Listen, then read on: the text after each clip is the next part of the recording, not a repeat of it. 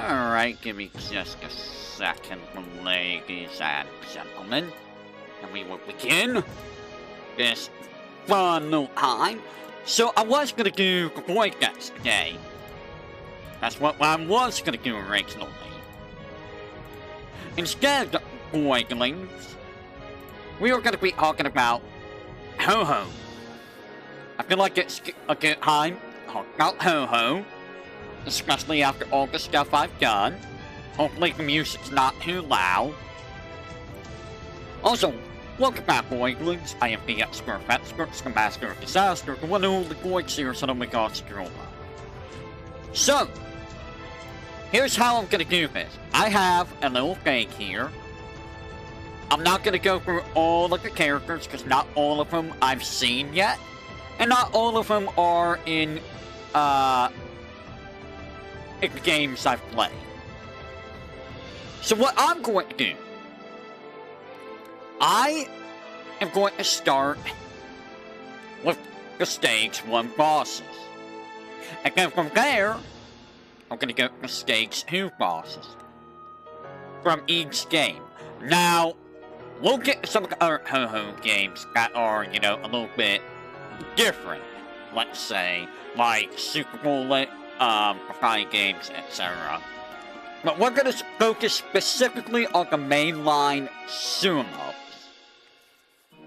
So, I'm also going to talk about the stages, if my brain can remember the stages.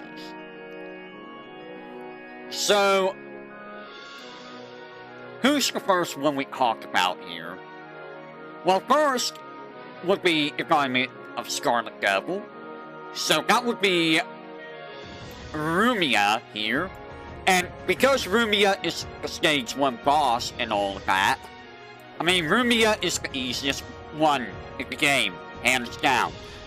A lot of the Stage 1 bosses are going to end up right here. None of the Stage 1 bosses that I've dealt with, Rumia's very easy,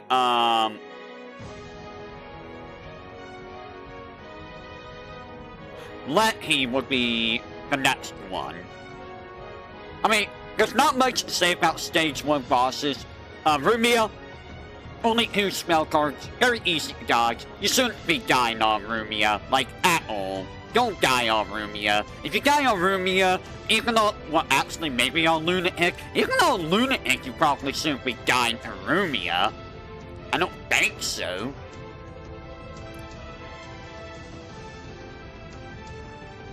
I am looking for you, Letty. Letty is also here. I feel like, in terms of difficulty, Letty is probably more difficult than Rumia. But she's still, you know, a Stage 1 boss. But if you were to play on, like, Lunatic, I feel like Letty would be a lot more difficult than Rumia, by far. That would go to... Honestly, at the stages... None of the Stage 1s are difficult. At all. Maybe on Lunatic? I don't know. I don't want to play Lunatic. Lunatic is not something I should be playing. So, can we go to, what, Imperishable Knight? Which is, what, Wriggle? What? There's Wriggle. There's the Wriggle. I would like to go up. Why must I fight everything? Honestly, I think Wriggle's even easier than Rumia. To be fair, Imperishable Knight as a whole is easier than, you know, Environment of Scarlet Devil and Purple Cherry Blossom. By far, it's by far the easiest out of all the Windows games. Although I think Head Desires is easier than Imperishable Knight, to me anyways. Because some of the layer stuff in Imperishable Knight, namely Eren and Kaguya, is a little bit rough, I find, compared to, say, Fuho and Miko. So I would say that Imperishable Knight is the second easiest, with Head Desires being the easiest. So that would bring us to See, I would put Cerno up here. Cerno, you know, it's in like 2 different spots. I'm looking what? Mountain of Faith? Who was the stage 1 boss of Mountain of Faith? Who was the stage 1? Oh, it was Minariko. But before we even talk about Minariko, we gotta talk about Shisuha. Shisuha is not the first stage 1 mid-boss that goes to Cerno. And, you know, Cerno was like a whole nothing. Shisuha is even more of a nothing. Isn't it sad that if you're the mid-boss of stage 1, you're just even worse than nothing? Because let's be real, Shisuha, there's nothing to her. If you die as Shisuha, I question what you're doing. Because you should never be dying to her. Like, you should be dying to her even less than Rumia and Wriggle. Okay? Minariko. Where is Minariko? Minariko! There you are. So Minariko. Like, all the stage 1 bosses are like in the same spot. They really are. They're all in like the same spot. Minariko, I don't even know where if she would be harder than Wriggle. Well, Wriggle's definitely easier. Would she be harder? I think she might be harder than Rumia, honestly. But I still think Lay's one of the harder stage 1 bosses, in my opinion. I might have to pull up some of the spell cards to take a look at, because I don't remember everything. I just know that Lei has some like weird angled shots sometimes with her spell cards, if I recall correctly. Who is the stage 1 boss of stage 1 of Subterranean Animism with Yamame? I think it's supposed to be Yamame, right? Not Yamame. I can never say her name right. It's like with Sanai. I don't know if Sanai is correct or not. It's like Moko. I have a hard time saying Moko. I say Mako all the time, but it's Moko. Sane. So Sane. See, I always forget how I say her name, and I always go back to Sanai. I don't know why. It's Sane. I will get out of my head one of these days like Moko. So, before we can talk about Yamame, or Yamame, I don't remember which one it is. Correct me which one it is. Is it Yamame or Yamame? I think it's Yamame. So, Kisame. Kisame... Yamame or Yamame? First pair or second pair? Yamame or Yamame or Yamame? If Yamame, say 1. If Yamame, okay, Yamame, got it. Because, you know, like, Yama, what are you doing here, Mistia? You're not who I grabbed. How did I grab Mistia? So, Kisame, is Kisame easier than Shisuha? Would you say Kisame is easier than Shisuha? Honestly, Kisame might be a little bit harder than Shisuha. Like, Shisuha isn't really difficult at all. Kisame has a couple things that, if you're not paying attention, you will get whacked. But, like, outside of that, Kisame is not difficult. Because, you know, stage 1 mid-boss. So, like, not really a whole lot to put there. What do you think, Miko? What do you think of this so far in terms of difficulty? We got Lehi. That's the hardest out of all the stage 1s. And then we got Minariko, Rumia, Wriggle, Kisame, and Shisuha. Well, stage 1 boss is stage 1 mid-boss. So, yep. You don't know? You don't remember? Yamame, you're coming up next. Honestly, Yamame, I think, is up here. Because she does have a couple spell cards that can be... Yeah, stage 1 generally is super careful. But I do remember Yamame being a little bit, You do normal hard. I mean, I do normal. Like, I've done easy just to, you know, warm up on the, games. And I do normal. Why is Touhou so wide? Guys, why is Touhou so wide over here? What happened to her? She had too much Burger King. But yeah, like, Yamame's spell cards I do recall being a thing. And then, she's a walking meme. She is. She really is. UFO. UFO was the rat. Well, the mouse. Mouse, rat, whatever. Which would mean that would be Nazrin. And Nazrin isn't hard. She's still harder than Midoriko, but I still think that Yamame's harder than Nazrin, honestly. In all of honest opinion, like, I don't think Nazrin's that hard at all. Again, after UFO, it's Hand Desires, and that's, you know, Yuyuko. I can't put Yuyuko here because there's only one Yuyuko. But I mean, like, Yuyuko's not hard at all. And then you get Touhou 14, double-dealing character.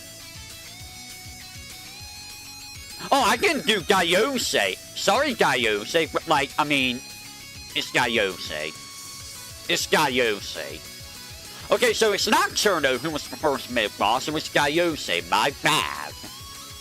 Who was the stage 1 boss of, double-dealing character? That's not her Hilarva, that's, like, Layer, I think. Guys, I don't remember who the stage 1 boss of double-dealing character is. Uh-oh. Who was it? Uh-oh. Oh,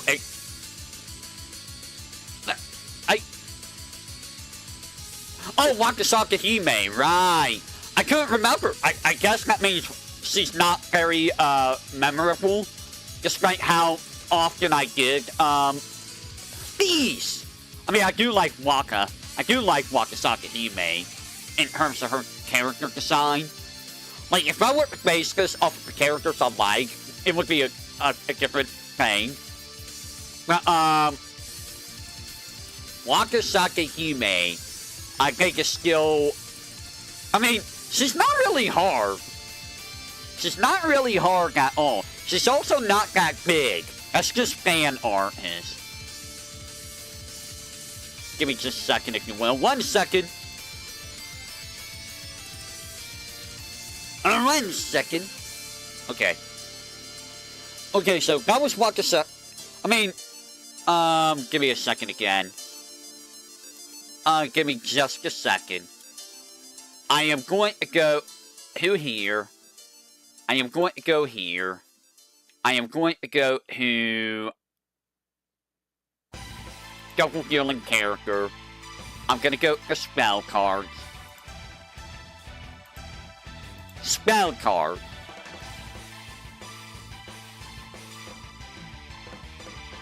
You know, I forgot that Cherno was the mid-boss again. So Cherno was the mid-boss twice. I forgot about that. I don't like how they handle this new format. That spell card's nothing. That spell card's very easy. This one's also pretty easy. For the most part, you shouldn't have trouble with, Wakasaka Hime, in all honesty. And then we get Touhou 15, which... That is... Seiren? Is it Seiren? Yeah, because Ringo is, after her. And if I recall, Seiren also wasn't really very difficult. Go up. Go up. Go up. Go up. Like, I think Seiren... think, let me check. I'm pretty sure she was, like, a whole lot of nothing, too, but, like, it's also Legacy of Lunatic Kingdom, which, you know, Legacy of Lunatic Kingdom is kinda, eh. Also, she's, mid-boss, too, so... She only has that on hard mode. Like, I'm gonna play this game on hard mode. This spell card is a whole lot of nothing. So, I'm gonna talk about this right now. My main issue with Legacy of Lunatic Kingdom is just how tiny all the gaps are. The more I think about it, the more I realize everything's so freaking tiny. Like, why is everything so minuscule? None of the other Touhou games are that bad with with how tiny gaps are. It's really not. I think this one is like... This one's not bad. But you also can, you know, not fall asleep at the wheel. It's still not bad, though. It's still not bad. Like, honestly, I still think you're, like, harder than them. But, honestly, like, I feel like Nashvin is still harder than Seiren, in all honesty. So that's stage 1. None of the stage 1s are very, memorable at all. Like, they really aren't. Like, even like, Seiren here, Legacy of Lunatic Kingdom, stage 1, not very memorable. Stage 2 is also kind of not super memorable, if I recall. I do have a funny story to share with a specific stage 2. So let's talk about... Also, you're a stage 2 mid-boss, not a stage 1 mid-boss. Cherno is still the first stage 1 mid-boss. Why did my mouse stop working? I hate that it does that.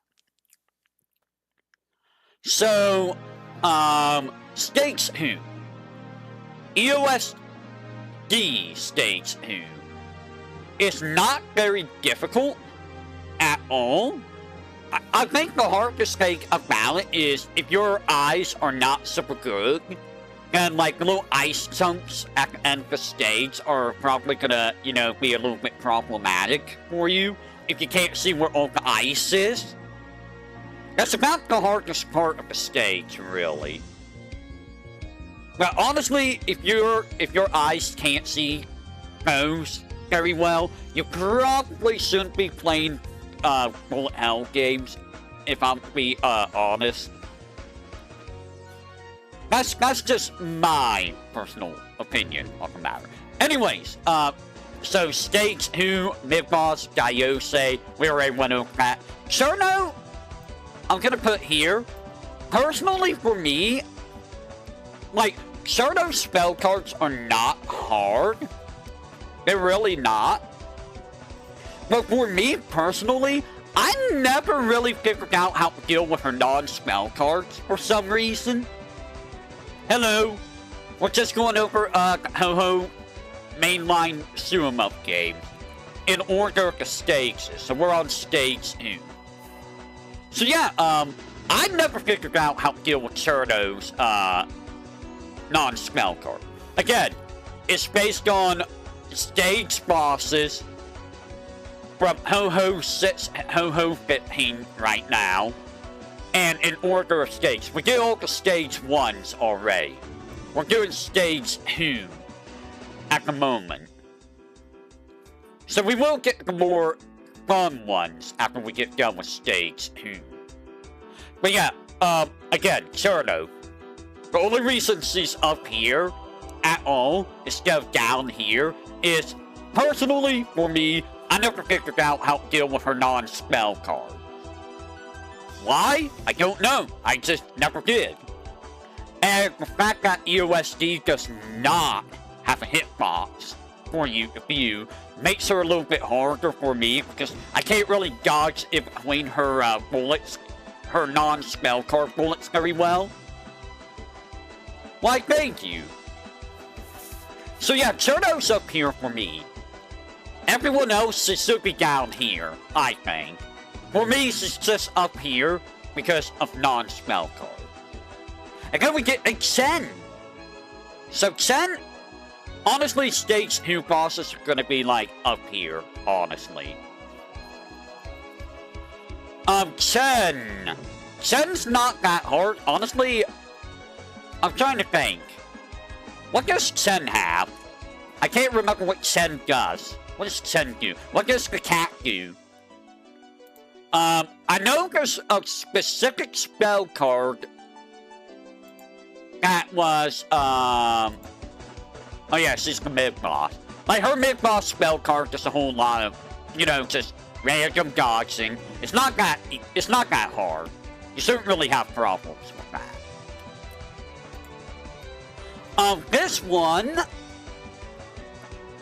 What is this one? Is this one where she just, like, goes in a, like... a pentagram? Oh, yeah, this one. So this one... This one's just a little annoying because it makes the screen shake. Anytime the screen shakes, it gets annoying. Because it's just like, please, I'm trying to see where I'm going. Why are you making the screen shake? This is an issue I have with a layer spell card. And we'll get that when we get the extra boss. If you know what spell card I'm talking about, and you know who has it in extra mode, you know exactly what I'm talking about. Because it's so annoying with that one. So this one, only annoying because of the screen's sake, if I recall. This one is, is this just random bullets? Oh, so it goes like, yes, it goes in like 3 different directions or something like that. And then the bullets are aimed at you. I'm trying to remember, it's been a while since I've done PCB, but, this one isn't too difficult, as long as you know, I mean, I've said this a lot. I'm gonna be saying it a lot. I don't think this one's that hard. This one, if I recall, is a bit of a pain in the butt, because the randomness of the, bullets are, you know, kind of a pain. I feel like the hardest one is just this one. The screen's sake one. But she does have a couple other ones that are kind of, you know, pain. She is harder than Cherno, though, by far. Yes, she's harder than Cherno. Who was the stage 2? That was Mystia. Mystia? Mystia is harder than Cherno, but easier than Chen, I think. Also, I do like Mystia's design. The only thing that makes Mystia any sort of difficult is when she makes the screen, you know, darker, so it's harder to see where the bullets are. Especially towards the end. But overall, Mystia's spell cards and non-spell cards, they're not hard. They're really not hard. And honestly, for me, she's like, right here. She's honestly down here. Like, for most people, she might be a little bit harder than Cherno because of that last bit. But overall, she's not hard, like, at all. I don't recall having any problems with her. Now, when we get to stage 3, oh, stage 3 is where it's gonna be fun, baby. So yeah, Mystia, not hard. Easier for Cherno, despite having, you know, does she have more spell cards? No, I think all stage 2 bosses have the same spell cards, right? Like at least 2 or 3. So we're going with the Perishable Knight. Also, the stage 2s for EoSD, PCB, and Imperishable Knight, not very difficult at all. They're very easy. Fun fact, when I did my first 1cc for Perfect Cherry Blossom, I died on the stage. And I actually focused on my replay of the Cherry Blossom replay I did like years ago, where I dodged a whole bunch of bullets, right? They're very easy to dodge. And so I repositioned myself at the bottom of the screen, and I died. You know how I died? There was a very slow movement bullet that was still at the bottom of the screen that I just did not see. I died, and I was like, what? What killed me? There was nothing there, right? I remember being flabbergasted at dying there. It was just like, what? What killed me? There was nothing there. Did I die in, like, nothing? No. When I saw the replay, I was like, oh. There was just one singular, very slow bullet that somehow my eyes did not see. And to this day, I don't know how I never saw that bullet. I don't get it. It was one of those red bullets, I believe, that you should very clearly be able to see. I think it was even a big bullet, too. Maybe my eyes was more focused above me, I guess. Okay, so we get to Mountain of Faith, which is, Hina? Honestly, I think Hina's one of the more troublesome stage 2 bosses. Also, I like Hina. I do like me some Hina. Spin, Hina, spin! But honestly, I think Hina's a little bit troublesome, and her stage is a little bit troublesome. Because you got so many bullets just flying around compared to, like, the other stage 2s, I think. And Hina just hangs around after her mid-boss fight, and she could be a little bit troublesome on top of all the other stuff. It's still an easy stage 2, but in comparison to other stage 2s, it's, like, a little bit more problematic. What was her spell cards? I don't remember. I mean, this non-spell card for her mid-boss isn't hard. It's a very easy non-spell card. And this one's just, you know, random dodge. It's literally just random dodge. Was it her non-spells that were a little bit more annoying? I think it might have been her non... Why is it always the non-spell cards that are the more annoying things? And this one's just like clumps. So it's like just random RNG clumps. Also not a very hard one. Maybe it's this one. Was it this one? Oh, this one could be a little annoying if only because of, oh, these are the non-spell. Yeah, the non-spells are like worse than the spell cards. Because of how it could clump together. So what was her second spell card?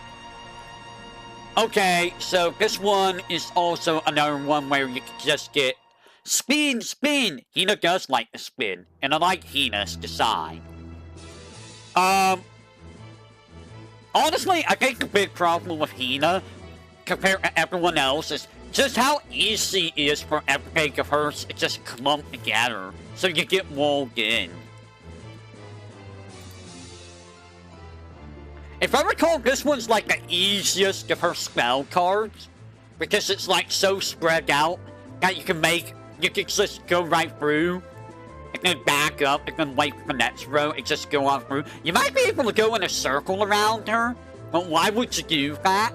That sounds like a bad idea. That sounds like a bad apple, guys. Don't do that. So yeah, I think Hina's probably harder than Sen, Cherno, and Miskia. I still think Miskia's the easiest of the three, of the four. And her stage is probably the hardest out of the stage 2 bosses so far. So we get to... Well, what's the next one? Subterranean Animism? Who's that? That's Parsi?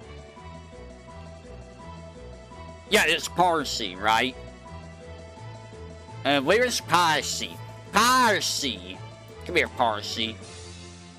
Honestly, if you want my honest opinion, Parsi kinda sucks a fight. Parsi does kinda suck a fight a little bit. I think out of all the stage 2 bosses I fought, she's probably the one I died to the most, if I recall. Because if I recall, she has a couple spell cards that are a bit of a pain in the butt, even if you do them correctly. I might also be thinking of Parsi in double spoilers. I could be thinking of her from double spoilers. But if I recall, she was also a pain in the butt in SA. Let me find out. Stage 2.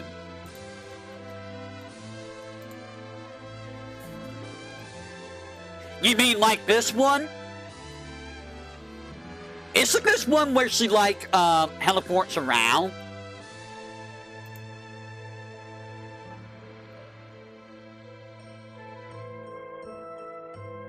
Oh, is this the one where it like follows you? This is the one that follows you for a bit, isn't it? Yeah, this is the one I was thinking of. This spell card, I hate this spell card because the hitbox on those freaking on the trail following you sucks. It sucks.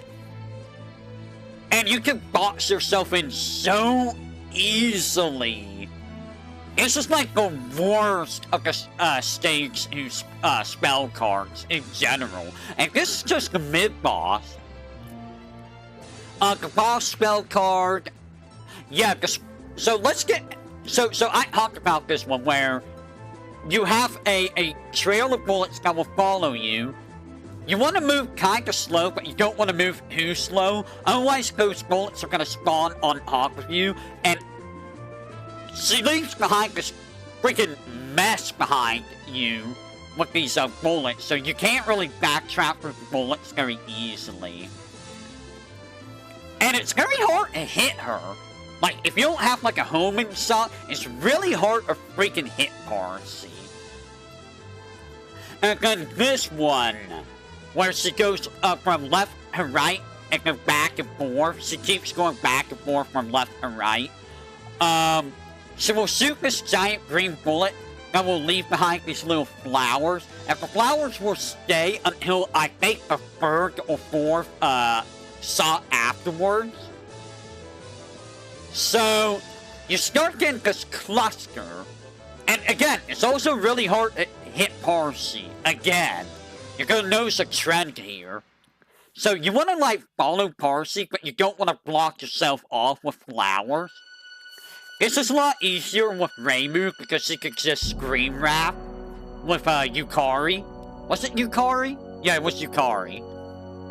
But, this spell card is a lot more difficult to deal with than any of the other stage 2 boss spell card. And then we get this one. Freaking Uncut Sparrow. She makes a clone of herself. You want to hit the right one. If you hit the wrong one, I think it explodes into a whole bunch of big bullets, or does it shoot more bullets if you hit the wrong one? In any case, if you hit the wrong one, you're not doing damage to Parsi. And you can get a whole bunch of junk on the screen very easily. Parsi is the queen of junk. She's got a lot of junk in her trunk over here, you see. What was the last spell card?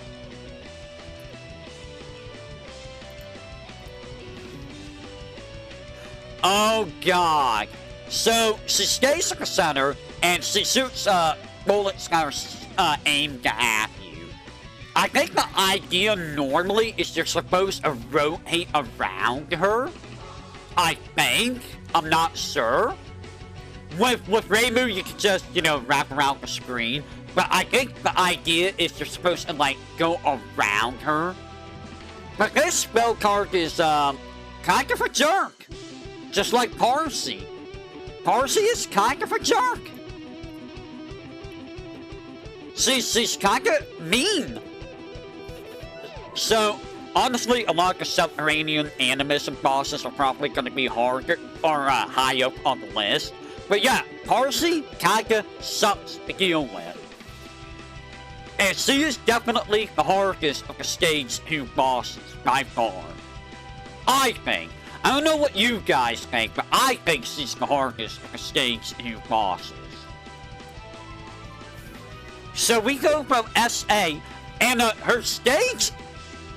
I don't remember her stage. A lot of stage 2s I don't remember very well, because they're kinda not really a thing, like the stage 1s. Stage 3, I have a little more of a clear memory of, because that's where things start to, you know, get a little bit more of a jerk. So we get a UFO, and UFO stage 2 is... Kagasa? Yes. Yes, it's Kagasa. I had to stop to think if it was. So Kagasa, I'm gonna put above Hina. Her stage isn't very difficult. Kagasa herself can be a little bit of a pain to combine. She's still not as bad as Parsi, though. Parsi is still worse than her. But Kagasa's got a couple things that it took me a little bit of time to actually understand. Her non-spell cards they're nothing. Yes, she will make it rain on you. Her non-spell cards are not very difficult. They're very easy, I think. And like her mid-boss spell card, it's not hard. It's honestly really easy. Oh, we have a Marissa. We'll get a Marissa later, so, yeah. And then we get to this one. This is basically her, like, first non-spell card, spell card. It's not hard. It's really not hard. A lot of her non-spell cards are pretty much identical. This spell card right here can be a bit of a problem. Because those umbrellas there, they move in such a weird motion sometimes. And when they clump together, it's kind of hard to deal with. I forget if you could destroy them. Can you destroy them? I don't remember. I'm usually too busy trying to dodge around everything, but I think you can shoot them down. Which, if you can shoot them down, it's not as bad, but you can see from the screenshot how many there are. And if I recall, if they are destroyable, they're a little bit hanky. So I have lost lives to this before. Because of those, freaking parasols, umbrellas, whatever. And then, you know, her next non-spell is a whole lot of, you know, go left, go right, go left, go right. Just make sure you're not against the wall. If you're up against the wall, you're probably gonna, you know, die. You know, you're probably dead. And then this non-spell card. This one's not super hard, but I have died to it before because sometimes... Here's the thing about it. It starts out like all spread out, but then it clumps together towards your location. So you're forced to move, otherwise you got this giant clump. So you need to move away, and then you'll have this, it'll start clumping up to where you are now. So you gotta deal with giant clumps while trying to avoid these different speed bullets. So it is a little bit of a pain in the butt because she doesn't really move from the center, if I recall. If I recall, she doesn't really move. And as you can see here, it gets worse on higher difficulties. But yeah, it just clumps together towards your current location after like a little bit. And this spell card... This spell card is awful. It took me a little bit of time to understand how this worked. So, if I recall, depending on the direction of the left or right, you want to be on one side, close to one side, so that that side will pass you by. I don't remember the directions though. Like, you see this, like, you see how this is all, like, curving downwards? You want to be on the right side, if I recall. If it was going the other way, you want to be on the other side. And as you see, it's kind of like that here. But yeah, like, you want to be on one side, completely. Not, like, on the far left or far right, where you want to be close enough to this giant spread that you dodge through it, and avoid the other side. I didn't understand this. Because I was just like, how do I avoid all of this? Once you understand it, it's not as bad, but it's still very easy to get whacked by the stray red bullets here. Or, you know, just any stray bullets. So Kagasa is, you know, Kagasa is harder than Hina. But I still think Parsi is harder than Kagasa. Just because Parsi just has really jerk stuff. Like, really jerk stuff. Not to say that Kagasa doesn't. So we go ahead to Sires, who has still an easy stage 2. Stage 2 is still easy.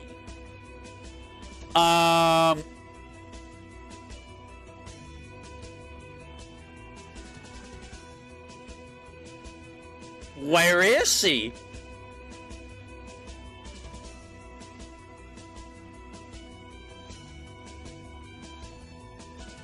Am I blind?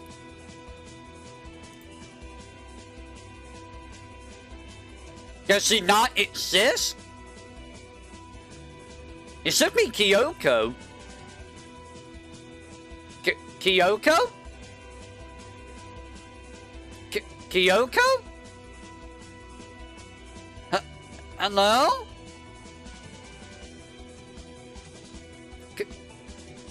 Kyoko?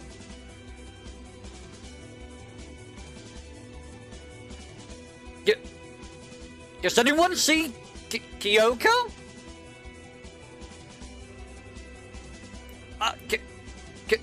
Kyoko? I didn't put you up here by accident, did I? Kyoko?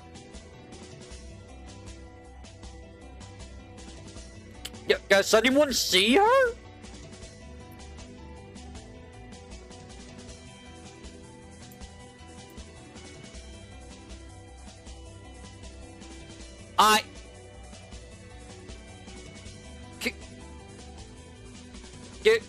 Did I forget Kyoko?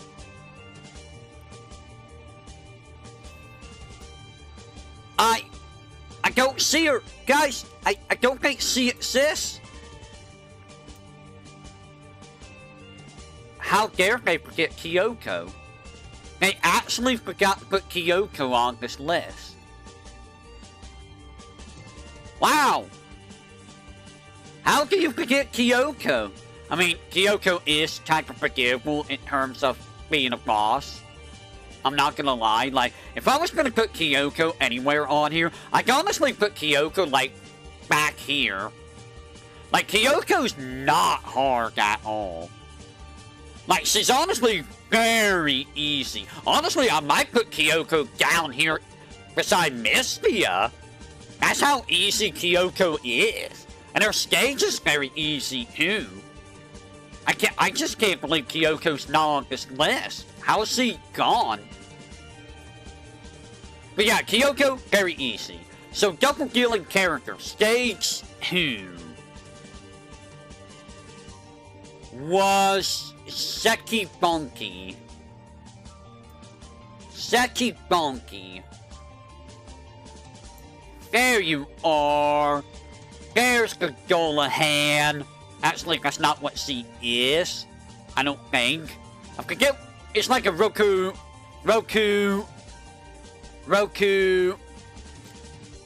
something. Roku. Yeah. Give me a second. I am gonna be right back. I need to go wake up Papa Nomic.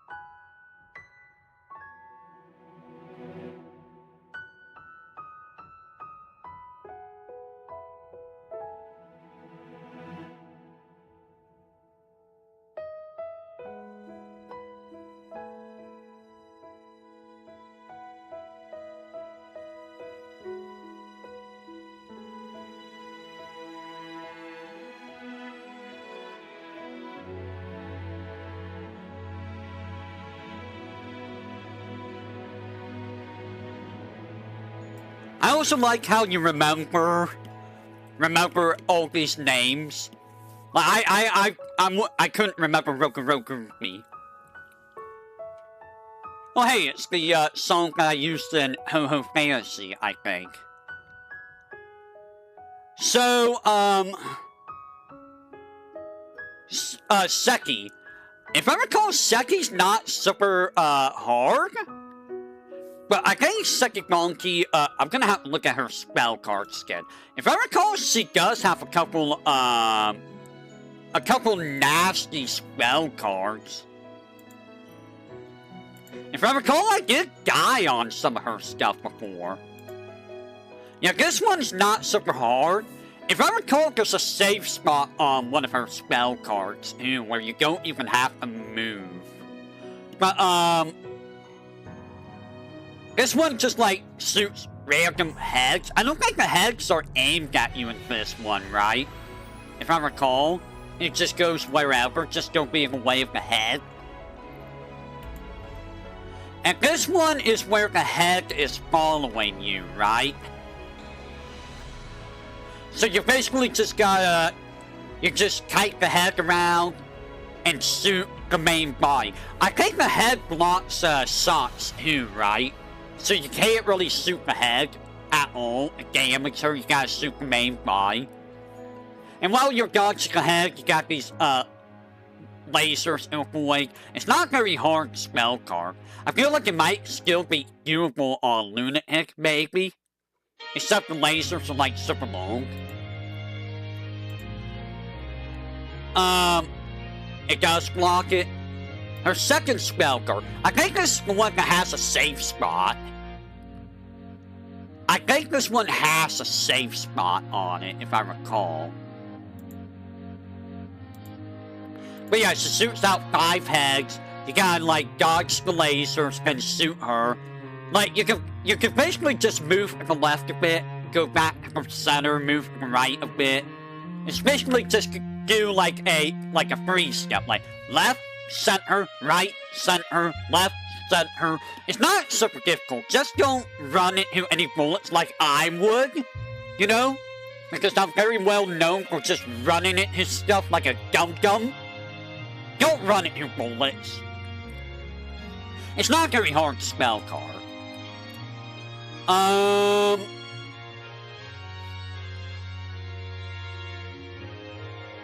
forget what this spell card's about. Oh, is this one where she has, like, one head flying around and you just gotta dodge the lasers while dodging all the wiggly wobbly lines? Yeah. Yeah, that one's not hard either. Also, apparently a Golahan is a headless fairy? Golahans are fairies? I did not know that a Golahan was considered a fairy. Interesting. I don't know if I would consider that a fairy, but sir, you do you, Ireland. But yeah, overall, maybe Sekibonki's not that bad. Like, I think Sekibonki might be easier than Hina. What do you think, Melty? Do you think Sekibonki's easier or harder than Hina? Personally, I think she's easier than Hina. Because Hina does have a couple disgusting things every now and then. Sekibonki, I don't think really is that difficult. She's harder than Chen. Actually, is she harder than Chen? Chen does have a couple very clumpy spell cards.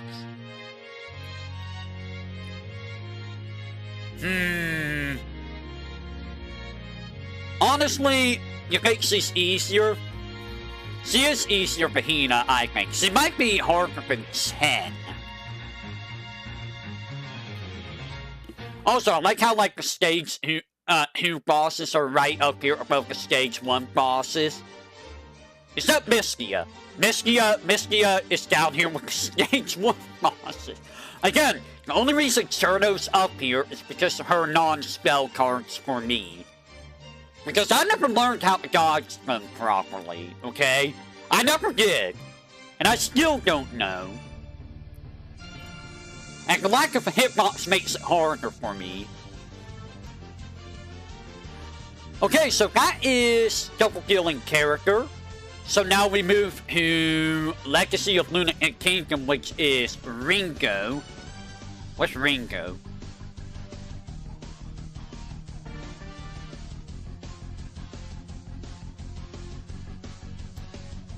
Ringo? Ringo! So Ringo... she kills him with Icicle Ball easy. Ringo... honestly, I think Ringo is, like, easier for... she's easier for Chen. And I want to say she's easier than Cherno, honestly. No, she's a little bit harder. She does have, like, little... she does evolve more tinier dodging than Cherno. Like, I do remember that. But overall, Ringo's not that difficult.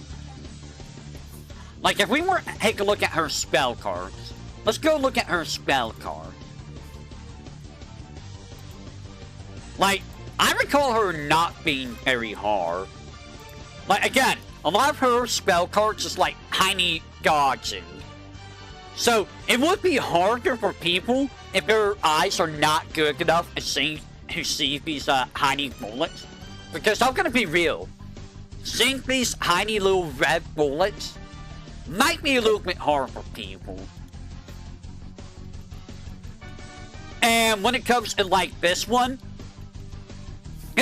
isn't super hard. You just gotta wait for the big old bullets to push the cluster out of the way so you can go through. This one's not hard. This one's a very easy one. This one, though, this one might get people. Because it's a bunch of onion rings that explode into these tiny little bullets. So this might get people. So I might put Ringo up a little bit more. She might be harder for Chen just because of this, but I still think Chen's harder, in all honesty, because Chen is just so clustered with big bullets. Yeah, I honestly think Chen's still harder than Ringo. Just because of a cluster of giant bullet or bigger bullets. And it's very easy to get, you know, cornered by Chen. She corners you like the mouse rat that you are. So, that is it for Stage 2. Are we ready to talk about Stage 3? Stage 3 is where people might recall things a lot better. So let's rewind back to, you have to touch, DDC. Have to touch Legacy of Lunatic Kingdom.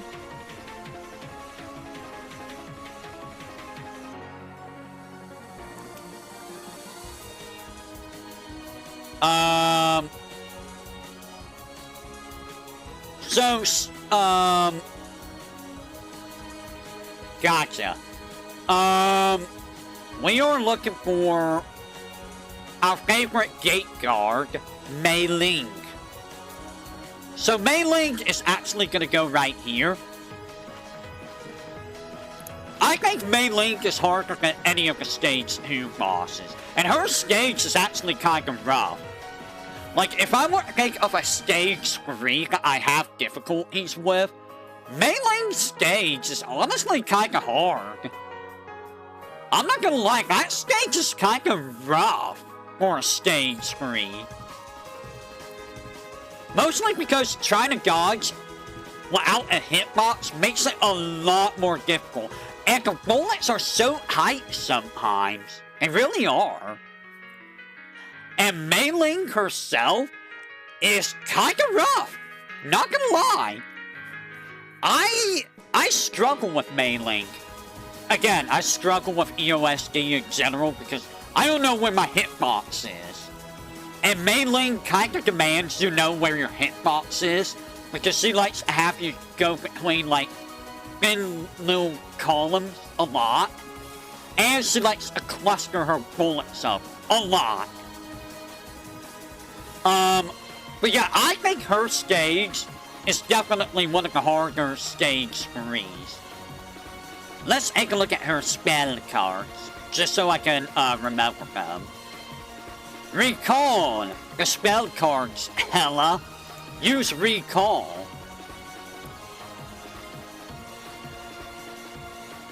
So, this spell card is from her I think this is her mid-boss spell card. It's not super hard. This one is actually easy. But if you don't know where your hitbox is, it becomes a little bit harder. It really does. Because you can get these little, like, clusters, and you gotta guess where your hitbox is. I'm assuming it's where the white is on Reimu's back. That's where I'm assuming her hitbox is right there on the white. Which is really hard to tell when you got a whole bunch of colors around you. When you got, like, all of these colors around you, focusing on that white is really, really hard. Not gonna lie. So we get to her actual spell card. And this one is kind of rough. Especially if you can't tell where your hitbox is. And, again, it's these thin little columns. And sometimes you got these bullets that like to get in the way of those thin columns. Sometimes I lose lives here. I'm gonna be honest, I tend to lose lives on Mei Ling. Like 1 or 2 lives at most. Sometimes 3. Because these things can be, kinda hard for me to gauge where I need to go. And Reimu kinda sucks. I'm gonna be honest, Reimu kinda sucks in comparison to Marissa. Marissa's just better than Reimu in the earlier games by far. But I'm bad with Marissa. I cannot deal with Marissa's speed. So I rely on Reimu and her homing while I try to dodge, so you know. And Reimu has a smaller hitbox than Marissa, so it makes it a little bit easier to dodge this stuff. Not by too much, mind you, because again, I don't know where my hitbox is. So, we get to, this one. This one sucks. Because this is just RNG. It's just, here's bullets, they're going wherever they want to. And it's like, I don't know where it's going. Also, I'm gonna be honest. Can I be honest? I feel like I prefer the old health bars. I think I prefer the old health bars, as opposed to the circle health bars that they have now. Because I can't really tell what their health is anymore, because I can't just look at it. It's kind of hard to look at their health bars. I much prefer this one. Why did he decide to go with that health bar? I don't get it. Like, he changed it starting with, I think it was double dealing character where it changed, right?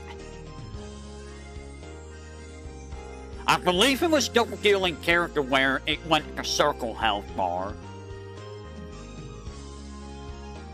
What, did he think it was too ugly or something up here? I feel like it was a lot easier to see. Or did he do that because of the multiple bosses that could show up? It's probably because you can have more than one boss on the screen at a time. That's probably why he did that. Which, I mean, that's understandable. You don't want to have the health bar flashing between, like, multiple bosses. That would get very confusing and whatnot. And probably a little buggy. But yeah, This spell card sucks because it's just random. Oh. So they move, and then they move slowly, and then they just go wherever at, like, a faster speed. That's what makes that one hard. And then her final spell card is just... It's random. Do you like random? I love random. I love random spell cards. They're my favorite thing, guys. Let's just throw random spell cards all over the place.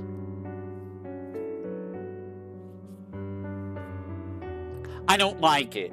I hate the spell card. I don't like anything Mei Ling does. Mei Ling is honestly probably the hardest stage 3 boss, in my opinion, in the series. Right now. Just because she's so hard to gauge where anything's going. She's random. She's complete RNG. A lot of the other bosses are like a lot easier to gauge where to go. Mei Ling is just complete random. Now, I am going to speak on someone else who's... Yes, she is pretty troublesome to fight hers. This is mostly for the sumo-ups, for the mainline sumo-ups. We'll talk about the fighters and the other side games another time. So things like Super Bullet, double spoilers, the fighters, impossible spell cards, those are going to be their own thing. I can't really put them here because their difficulty is kind of just all over the place. But yeah, in EoSD, Mei Ling is just... Ugh. Mei Ling is probably the worst stage 3 boss. Now, we move to Imperishable Nut, or Perfect Cherry Blossom.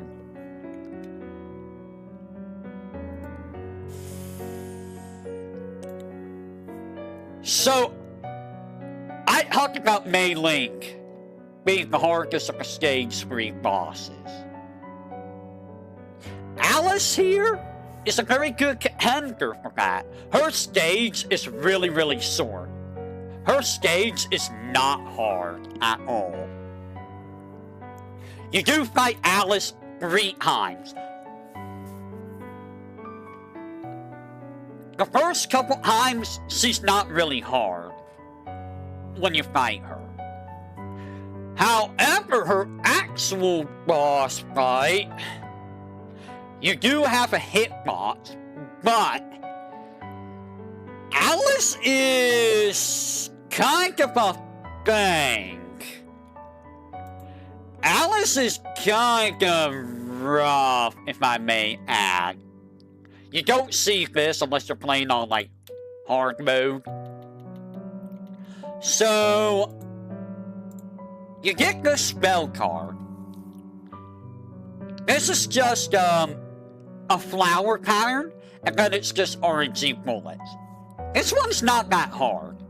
This one's actually a fairly easy spell card to deal with. Also, man, look at those old sprites. Man, Soon has done so well with his pixel art. Like, I feel like he made a lot of progress with the pixel art. Just look at Alice here. Like, I mean, it's not bad, but, like, compare it to, like, layer games, and you can see the difference. But yeah, this spell card is not that hard. It adds a couple goals compared to, like, this one. I think this only has 4. Yeah. So, it's not hard. It's not hard. If I recall, the non-spell cards are also not very difficult. This spell card, though... This one is... I don't think this one is super difficult, but it can get a little troublesome. If only because these bullets move so slow, and they are clumped together so badly. So it's very easy to get these very slow clumps that, you know, traps you. It's still not super hard. It's still not as bad as Mei Ling. But you can get, like, these really, really bad clumps. Now, if you want to talk about one where it starts getting nasty, I feel like this one is one of the nastier ones. Because this is like, if you take a Mei Ling spell card and make it even more clumped and RNG.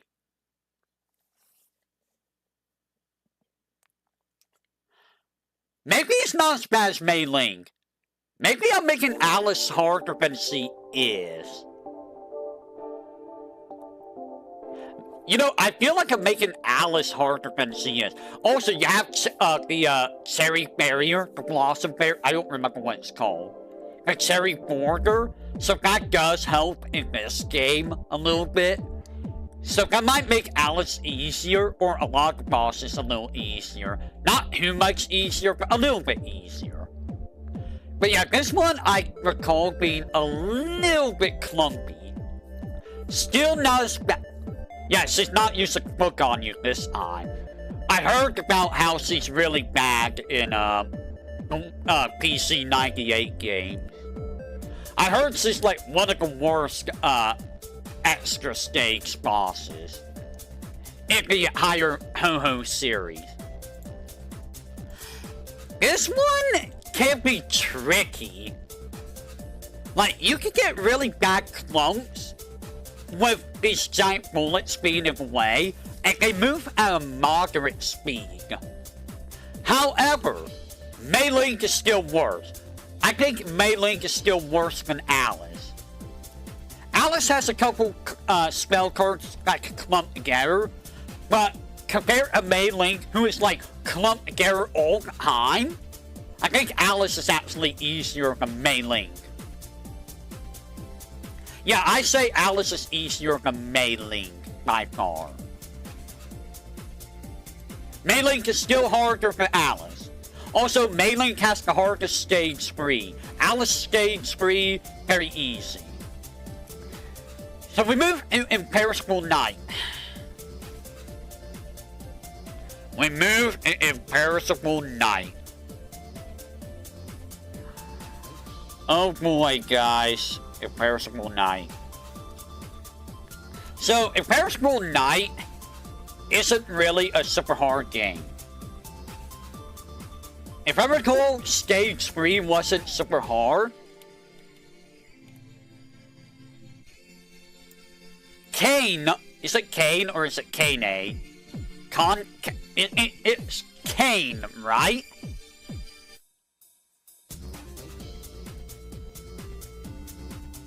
It's Kane, right? I think that's how you pronounce the name. If I recall, I struggled with a couple of her stuff. Like, her non-spell, the very first non-spell will get me like every single time. Because I don't understand where I'm supposed to go with that non-spell. On both of her non-spells, rather. If I recall, they're both kind of, you know, jerkish. Again, the stage itself isn't that bad. Kane, though,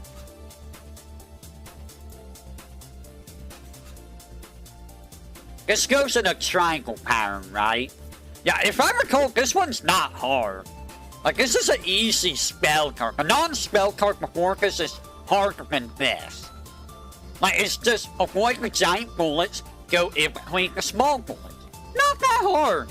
It's a lot easier than Mei Ling. Lot easier. That's mid-boss. So, this one, you get, like, circle bullets that explode. Do they explode?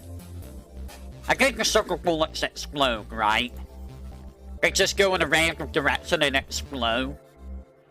If I recall, this one's not that hard. This one's also very easy. What spell card am I thinking of that's really hard for me? I don't remember.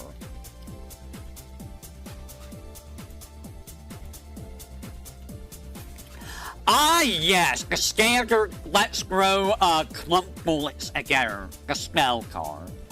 So, this one is still not super bad. Like, if I recall, the clumps are not, like, super clumped together. You get enough time to go to where you need to. You just gotta watch out for, the Mintos. Watch out for the Mintos bullets. Just go and where the gaps are the largest. If I recall, this one's not super difficult. You just gotta avoid the giant clump. Huh? What are you saying huh about? It's still easier to melee than Alice, if I recall. They are Mentos. Mentos. Yes, Mentos. Did I say Mentos? I mean, you could call them Mentos, I guess. I'm sure Mint wouldn't mind. They're mint flavor. If I recall, this one is just it suits it in like a circle. Oh, you were correcting your own spelling. Yeah. Yeah, it goes in like a circle, so it goes like in a crisscross pattern. And then you gotta dodge the orbs, too. Can I tell you how much I hate crisscross patterns? That's like my worst... That's the worst pattern for me. Just, yep, let's crisscross it in an X. I hate those patterns so much. Also, look at you, Kari. Look at that hitbox. If that was me, I would be dead right there. Because, you know, Touhou games hate me. They really do. That would count as a death to me. I guarantee it. Yukari is a C. But yeah, if I recall, this one's very similar to the last one. Just go at the large gaps, avoid the giant bullets. Remember, you could go at the white part of the giant bullet. Do not go at the red part. If you touch the red, you will die. If you're in the white, you're okay. You can phase through it. I feel like you don't see these type of bullets anymore, right? I thought about it, and I don't recall really seeing these giant bubbles anymore, really. It kind of got, like, phased out. But yeah, this spell card, if I recall, not super difficult. It's kind of similar to the last one.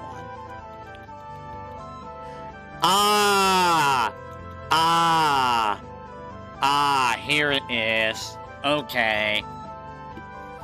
So, if I recall, the main problem with, Kane is mostly her non-spell cards. I think that's what the main problem with Kane is. I don't know why they don't have, images of her non-spell cards. I almost feel like we should rectify that, Melty. Melty, maybe we should rectify that, huh? We should get the images for the wiki. Go, my friends. Play Touhou. Get the images so that we can put it on the wiki. But yeah, this spell card kinda sucks. Because you remember what I said about the crisscross? Did you see what these lasers do? The lasers love the crisscross a lot. And while you're dodging the crisscross and lasers, you got these, you got the arrowheads after you. So, this one's a little bit hard because of the crisscross. If the crisscross doesn't get you, then, you know, this is not super hard, I think. You get a better image here of the...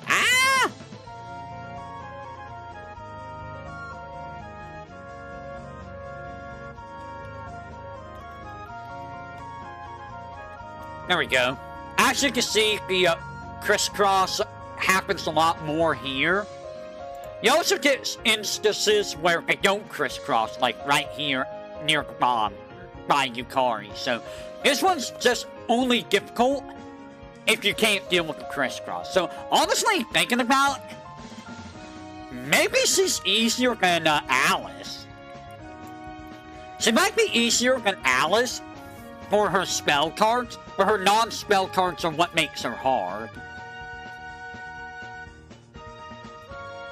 Honestly, if we were to include the stage too, she's still harder than Alice because the stage is longer than Alice, but like, is it fair to include the stage in its hierarchy? It might be fair to include the stage, right? Maybe. I'm not sure. Also, I'm not... Give me a second. I'm gonna double check, Nimmy. Nimmy might not be streaming today. And if Nimmy's not streaming today, then maybe I'll try to re-attempt the,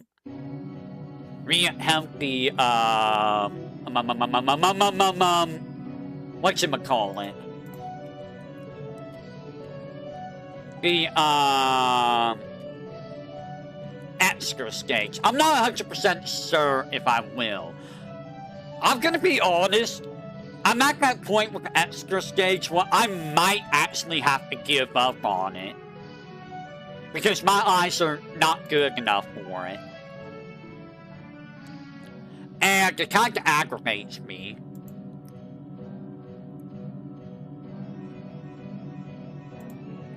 Give me a second.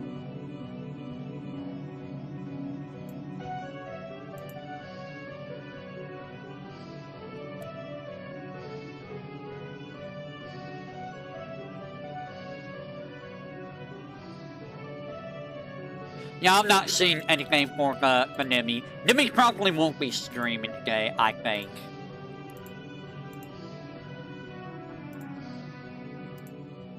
What are you laughing about? Are you laughing at me having to give up on Legacy of Lunar Kingdom's extra mode? Like, you've seen how that extra mode is. You've seen how bad Hikasia is.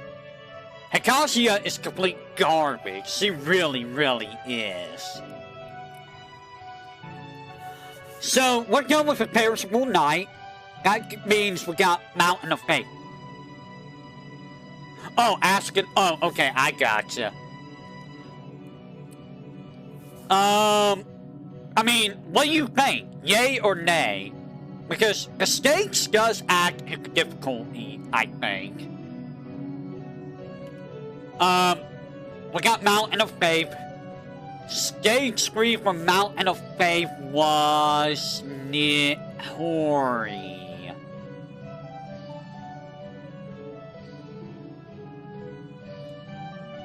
Nihori.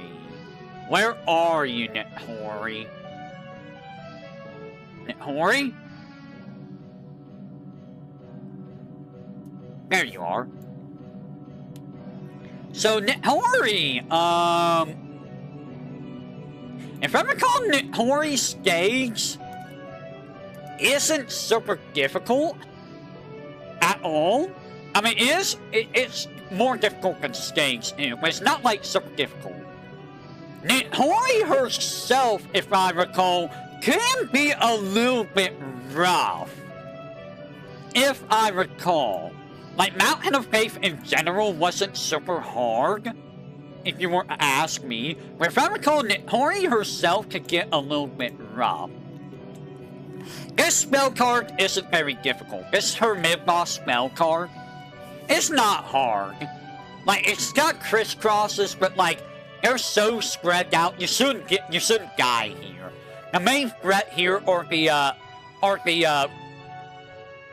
raisin bullets. I will call them raisin bullets. That's really the only... Yeah, it's for grazing. This is good grazing practice. But, like, it's not a hard spell card. Now!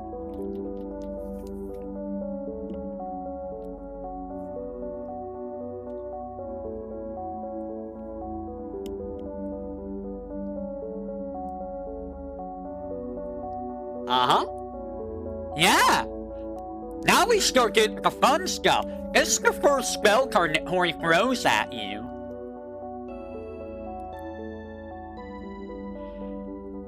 This is normal difficulty, by the way.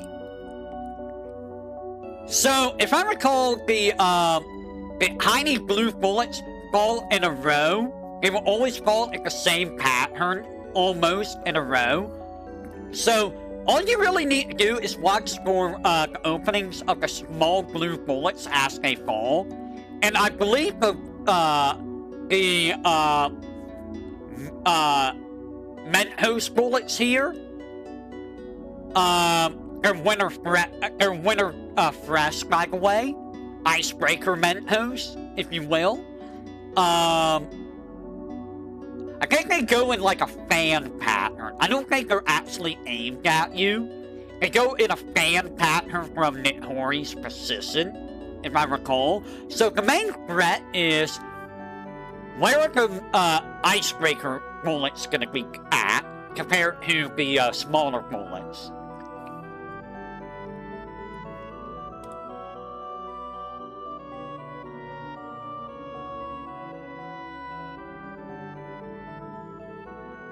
What is this song? Wait, what is this song? Oh, I would not have guessed that. Phantasmagoria. So yeah, this one could be, and I don't remember the speed at which all of this moves. Depending on how fast it moves, might be more troublesome. Obviously, Reimu's easier because Reimu has a smaller hitbox, but like, you can get boxed in very easily if you're not careful. So Hori does step up from Kane, and I feel like she steps up from even Alice. I still think Mei Ling's worse though.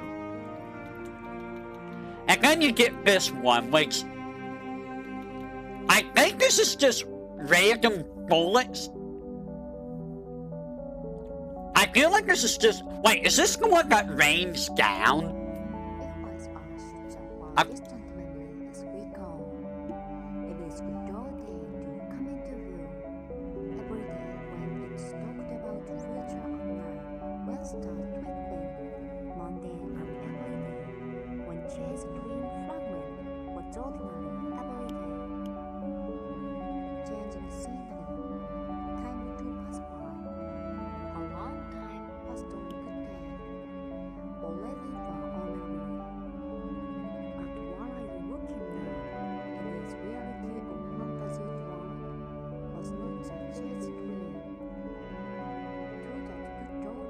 ASMR? There was ASMR happening there. She squirts at you with blood. Oh, is that the one that... Okay, so this is the one that, like... No, this one isn't the one that, like, rains... Like, it doesn't go at, like, a diagonal, right? It just swerves downwards in random pattern. It's like a little, like a snake pattern, right? I'm probably thinking of someone else that does the little rain pattern. Probably the one that does rain. This one, I think it's just clustered. That's all it is, if I recall.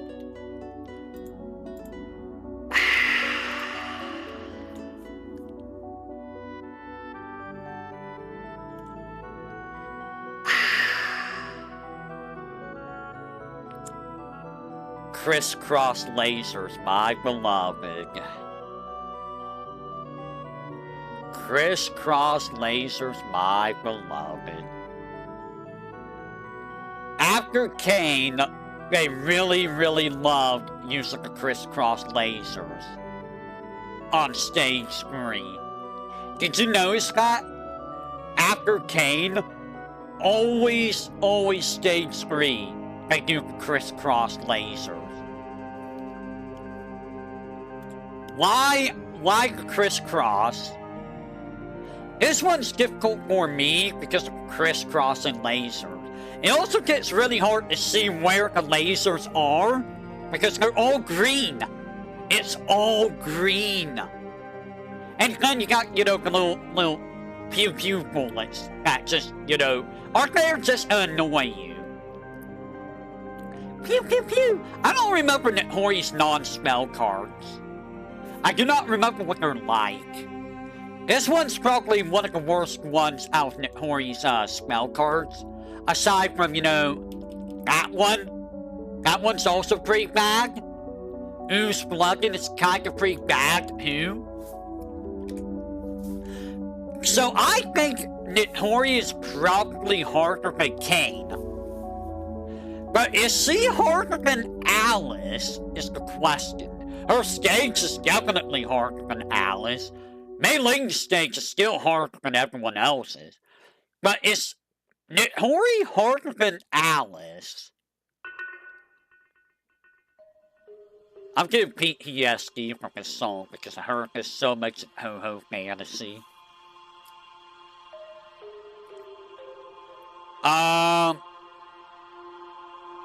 I don't know if the Kappa is harder than the puppeteer. Well, to be fair, Nihori only has 3 spell cards. Alice has like 4, doesn't she? Like, Alice has a lot more spell cards than Nihori. Like, by 1, I think. Unless she has 3, I don't remember.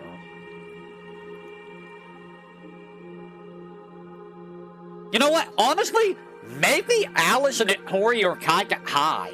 What do you think? Do you think those two are high? It might be high.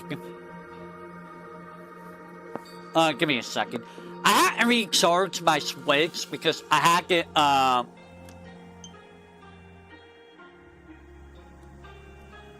had it, like, off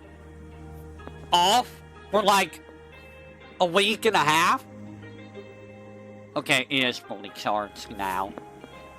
So it was dead. I was gonna do Voidex again, so I was charging it last night. And then last night I decided to do this because I'm like, you know what? I need to talk about this stuff. Because this series, man, this series. Okay, so we're done with Mountain of Faith. That means we go to Subterranean Animism. Which means we get Yugi. Yugi. She just came from gym class. She has to bully people, okay? Don't bully the gym workout lady. Or she will work out on you. So, Yugi's stage isn't too hard at first until you get done with Yugi's mid-boss fight. Then her stage becomes actual hell. In all honesty, I want to say that Yugi's stage is on par or harder than Mei Ling's. I want to say, but at the same time, I still think her stage is easier than Mei Ling. Because you can, like, bait bullets to spots. You can't really bait bullets in Mei Ling's stage. You really can't. So, I feel like it's just below Mei Ling. Yugi herself, Yugi is kind of a jerk. Yugi causes problems. I have restarted runs sometimes because of Yugi. So let's look at her non-spell. Her non-spell commits boss fight. It's not that hard. It really isn't. I make it harder than it seems. She throws it out in a spiral like this. Just don't be away from the spiral. After she does that, they spread out. So, your main focus here is go to where it's least dense and go through each of the spirals and avoid any other extra spiral. It's really not that hard. It's really not, okay? It's really not. I'm telling you, it's not as hard as I make it out to be. Sometimes you might get walled info. Sometimes. But it's really not that hard to do. Now, after this spell card, Yugi will hang around for the rest of the stage while throwing giant, giant Oreos at you. Those Oreos are annoying. Or does he shoot lasers at you? I forget what she does. She might do both. She does like box you in though, very, very much. Her non-spell cards are not really hard, if I recall. This spell card is actually easy. It looks scary when she throws these giant onion rings at you. All you need to do is just shoot the onion rings and go around them. And follow Yugi. As long as you follow Yugi after shooting the onion rings, it's not hard. It's very easy. Her non-spell card after this, if I recall, is kind of a jerk. Okay, I'm remembering. Her non-spell cards do suck.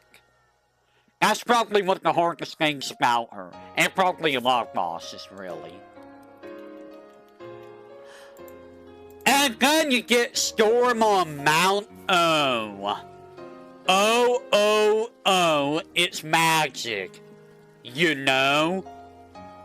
Storm on Mount O is what I was thinking about with the Nihori spell card, with it raining down.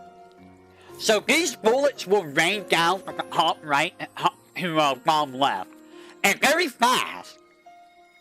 So you gotta be really quick. Hell, where there's gaps, where there's clusters, and you gotta be able to move from like focus mode to what did I say? Did I say Mount O?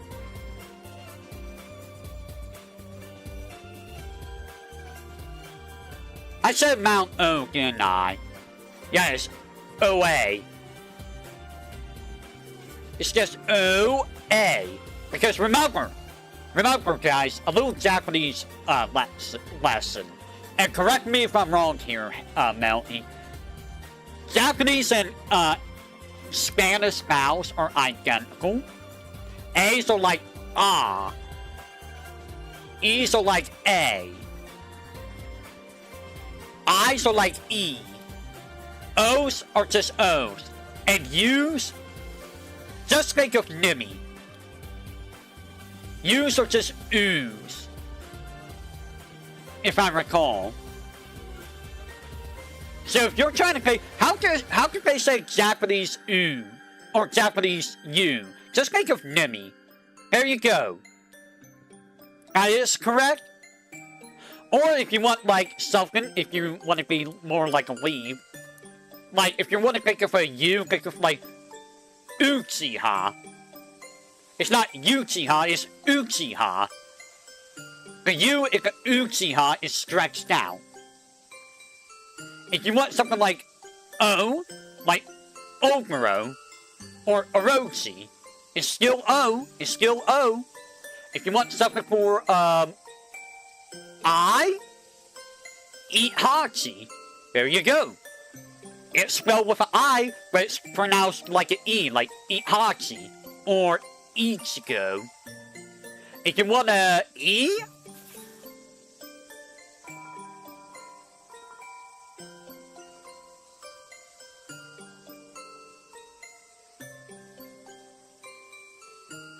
I'm trying to think of an E.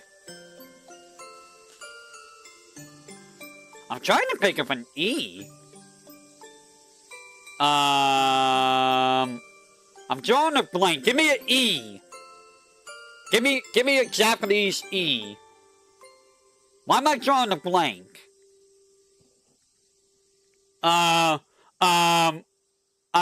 failing. I'm panicking. Just I can't think of anything that starts with an E.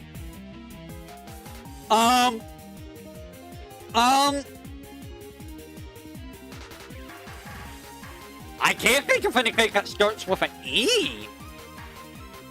What? Guys, I can't think of anything that starts with an E in Japanese. If you want to think of, like, the A, Asuka. Asuka, there you go. Or, Asuka's a good one.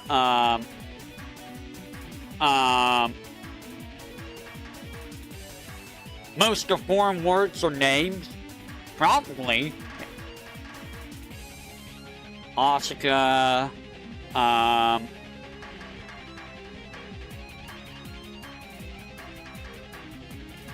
Ego? Is that how you say guys? Ego?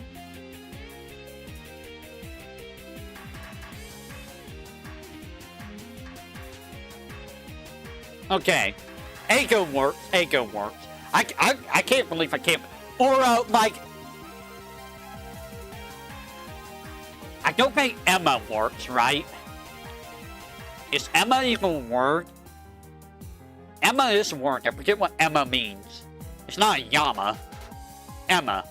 Emma? I don't know. But you get the point. You get the point. So there's your little Japanese lesson for today. I'm not a practitioner of Japanese. I kind of wish I knew Japanese better, in all honesty. But, you know, my brain's not going to remember all of that, unfortunately, as much as it sucks to say. But yeah, this spell card, going back to this. This spell card is probably going to be one of the harder spell cards. Because you gotta be quick, you gotta be nimble, Reimu's gotta get away from that candlestick.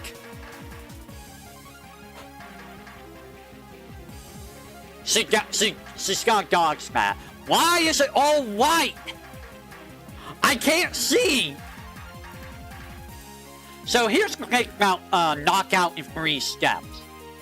She will shoot 3 different bullets at you. You want to be a little bit closer in, because she will make a big explosion outside of the circle. As long as you're somewhat inside, you can avoid the giant circle because the bullets will rain down. And all you need to do is just avoid the bullets and then rinse and repeat. It's not hard. It will catch you off guard.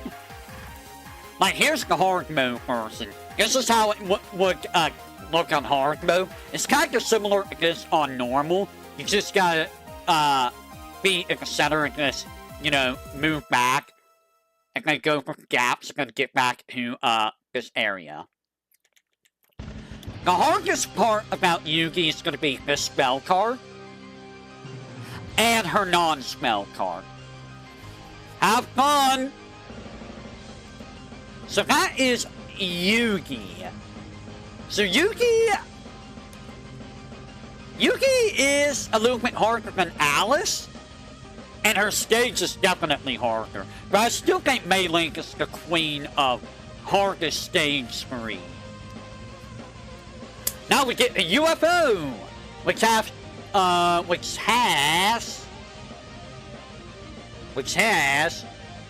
Ichirin. Ichirin, I find to be like one of the easier stage 3 bosses, in all honesty. Like, stage 3 in general is not very difficult. It's actually pretty simple. And Ichirin herself is not hard at all. That's not Hen Desires. So yeah, her mid spell card, it doesn't even give it to me. It's just random lasers, not hard to dodge at all. Again, she has a second one, which is just, you know, giant fist from off of the screen will rain down on your current position. Don't be there what the fist is, just move around. Dodge through the tiny bullets, and just dodge the giant fist. It's easy. This is a very easy spell card. We don't have the non-spell... None of her non-spell cards are hard. They're all very easy non-spell cards. So this one might be a little bit tricky because you gotta watch out where the fists are. If I recall, the fists always start at the top and work their way down. If I recall correctly. So it will always start up at top and center and bottom. So just avoid the top. Wait for the middle to pass over and then go through the middle and bottom. If I recall. If I recall, then it'll start up and work its way back down. If I recall. Or maybe it never goes very far. Maybe, I'm mistaken. But it's not very difficult. It's still a very easy spell card. Now, this one is... It starts at the top, and it will double fist. At center, it will double fist. At the bottom, it will double fist. And it will always leave, like, the circle of bullets after it's done fisting. So, what you want to do is, you want to stay near the bottom of the second double fist. And then after the double fisting is over, go in between the bullets. And then wait for the bottom double fisting to end. And then go back to the bottom and just, you know, focus on the double fisting. And then when you're done with the double fisting, the middle double fisting, go for the double rings, wait for the bottom double fisting, and then go for the bottom. Simple as that. It's a very easy spell card. This spell card is probably the hardest one. Because you gotta watch out for the double fisting, because the double fist will fist wherever you currently are. What? Why am I gonna get bombed? I know what I'm saying. So, the double fist, again, they're aimed at your current position. Don't let Reimu get double fisted. Move away from it, but watch out for the lasers. The lasers will crisscross, so if you have trouble with crisscross and lasers, you're gonna have problems with this. I struggle with this spell card a lot because of the lasers in particular. And you don't have much room because you got double oozing, which I didn't know oozing could double up like that. So again, watch out for double fisting. Watch out for crisscross and laser. Overall though, VTuberEN, a very, very easy stage 3 boss. Easier than Kane. Honestly, I would say that she's easier than Parsi. I think Parsi is harder than VTuberEN. And honestly, if you want me to be real, I think Kogasa's harder than VTuberEN. I'm gonna be honest, I think Kogasa is actually harder than VTuberEN.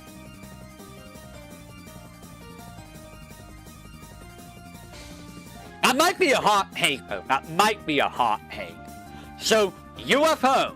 Also, keep in mind it's very easy to get max lives in UFO like stage 2, I think, or stage 3. So, even if you die once or twice, you're still gonna have a crap ton of lives in that game. It's not hard to get lives in UFO. It's really not. So we move on to 10 Desires, which is...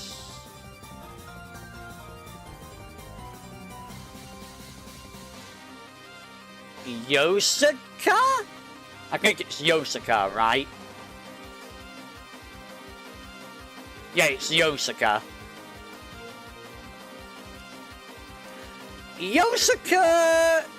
Yosaka can be a little problematic.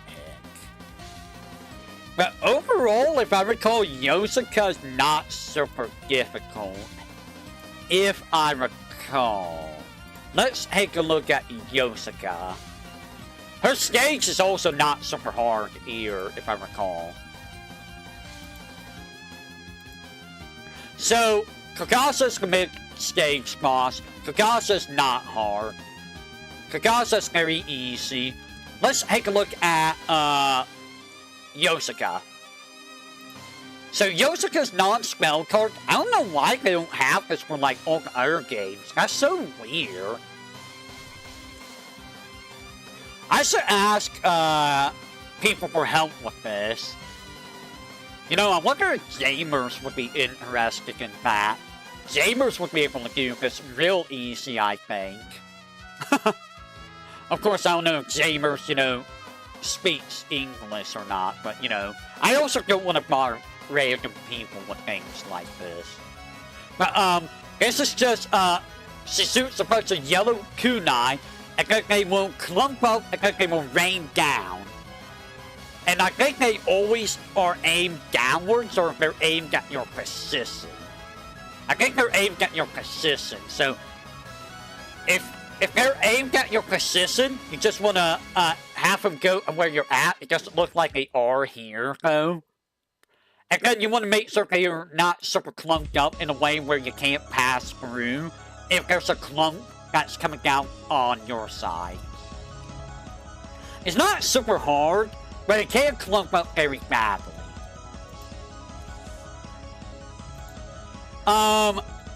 This one. So, Yosuka has a gimmick where if you don't kill the spirits, or kill the spirits, I think if you kill the spirits in this one, she will heal. She likes to heal. Okay, head to Cyrus where the circle life bar starts, it looks like.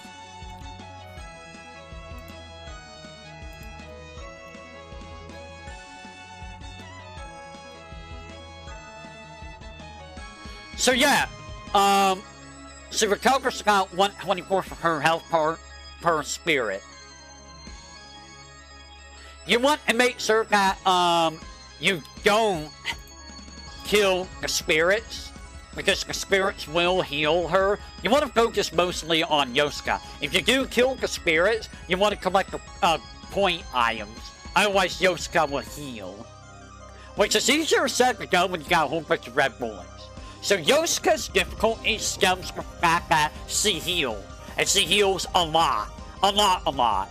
At the point that sometimes it's hard to kill her. So this is like, this is like her first non-spell card, but a lot more yellow kunais that will just, you know, rain down at different speeds. And it's supposed to red kunai, which are just randomized, I believe. Same deal as the first one, just a lot more clumped up and whatnot. This one is, she does like 4, like wave cuts and crisscross, so it's RNG crisscrossing. If you're fine with crisscross, it shouldn't be very hard to deal with this spell card. It moves at a moderate speed, too, if I remember correctly. So this is one of the easier spell cards, because there's nothing healing her here. And then you get this one, which is like blue, it's random speed, and it just, like, when it starts falling, it starts angling itself towards where you're at. So you might get some really, really bad walls. It's just like the worst of non-spells, because you can't get wounded very easily. And you can't really move up that far on the screen, because the kunais kind of spawn pretty far down. And then, the final spell card, which you want to be close to Yosuka. So, she will shoot lasers out. Dodge in between the lasers. She will shoot these kunai out. And then there would be, like, these spirits. You see the spirits? You want to be on one side of Yosuka and collect as many spirits as you can. And you want to be quick, because she will do the lasers again afterward. The main difficulty of the spell card is not timing it out. Because she heals so much in this spell card. I have trouble with it. I have trouble because trying to get up here and get these bullets, or not bullets, spirits is so hard. It's really, really difficult. So while Yosuka isn't super difficult in terms of dodging her bullets, she's difficult because of her gimmick. So I think she's harder than Nitori. Is she harder than Alice? I don't know. I think Alice is still harder in terms of spell cards. Yosuka is harder in terms of non-spell cards, though. In my opinion. So now we get a double dealing character, which is our favorite Wu, Kagero. Kagero, I like Kagero's design. I think Kagero is a pretty character. It's a very simple design too, but like, I think Kagero is very pretty. Now, Kagero's stage, still not super difficult. It's really not. Kagero herself isn't really that hard either, in all honesty. Her non-spell cards are very easy, and her spell cards are, pretty simple for the most part. Pretty simple. I have died on them. Don't get me wrong, I have died on them. So this one, I think she just shoots a woos at you. And if I recall, you want to stand still. Do you want to stand still for this, or do you want to go around a woos? I forget. Either which way, it's not hard to avoid. It's very simple to deal with. So it's not a hard spell card. If I recall, she goes in like a triangle. So you don't want to be in the center. Do not be in the center. And then you just got, you know, RNG bullets to deal with. Give me just a second, if you will.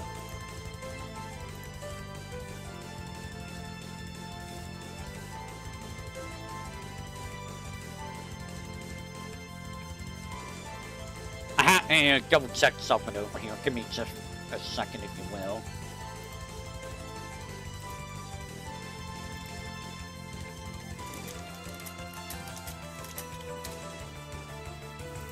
There we go.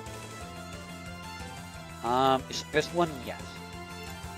So yeah, this one isn't super bad. It's just, you know, random dodging in between bullets. Not super hard. Not super hard. Just don't be in the center. If you're not in the center, you'll be fine. I was in the center once. I wasn't expecting it. I died immediately. This one, I believe, is the one where you kind of want to be at the center of the woos. I don't remember this one, actually.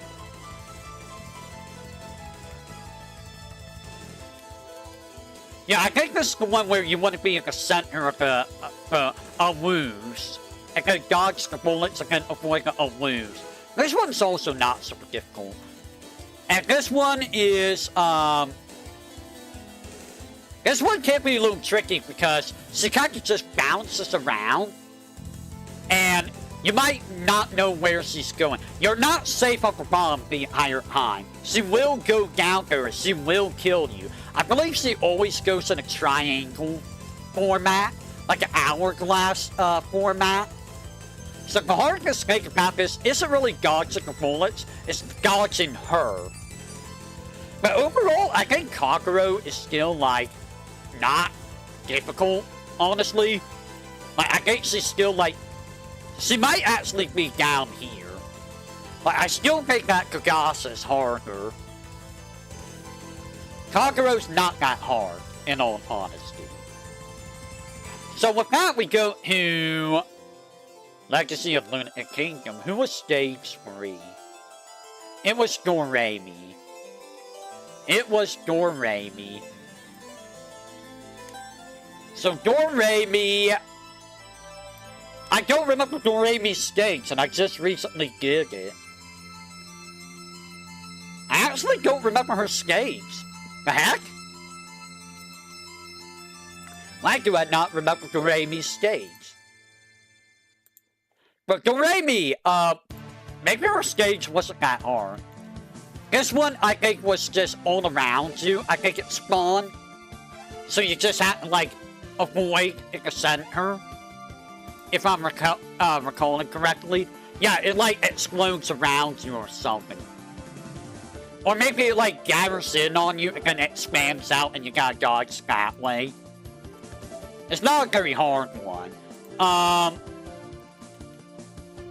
And this one, I think, is one that follows you in a circle. Is this one that follows you? Why do I not remember Doremi? I actually don't remember Doremi that well. Interesting. I can't remember her very well. I think this is the one that, like, does a circle and you have to, like, follow it inside or outside. If I recall, this one is kind of nasty. This one can get nasty. Is this the one where you have to follow in a circle? Yes, it is.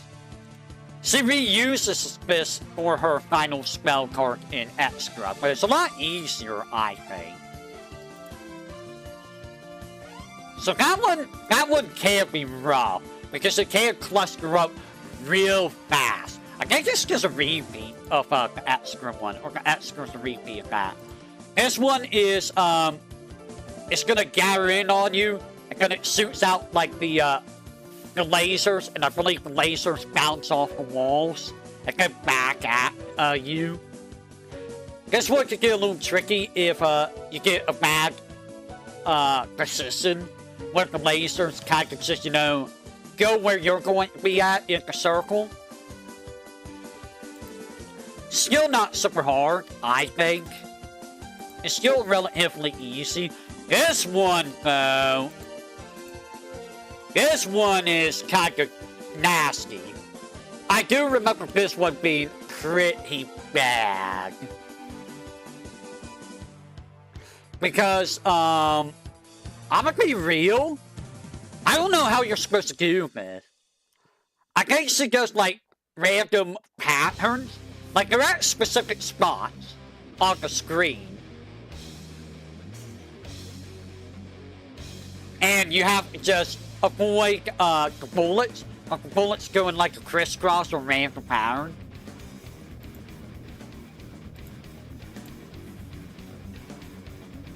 Now, I don't remember Doremi being super hard, honestly. She is still harder than Yosuka. She is harder than Yosuka, but I don't know if she's harder than Alice. Actually, I do think she's harder than Alice. Alice has a couple mean things, but Doremi can just wall you off so easily. Super easily. I don't remember Doremi's stage. Why do I not remember her stage? That is so wild. Okay, so the next one. Stage 4. And we will be back to that in just a bit. I am going to take a quick break. I am going to go check out the goggles, take a quick break, refuel, and we will go on his stage 4.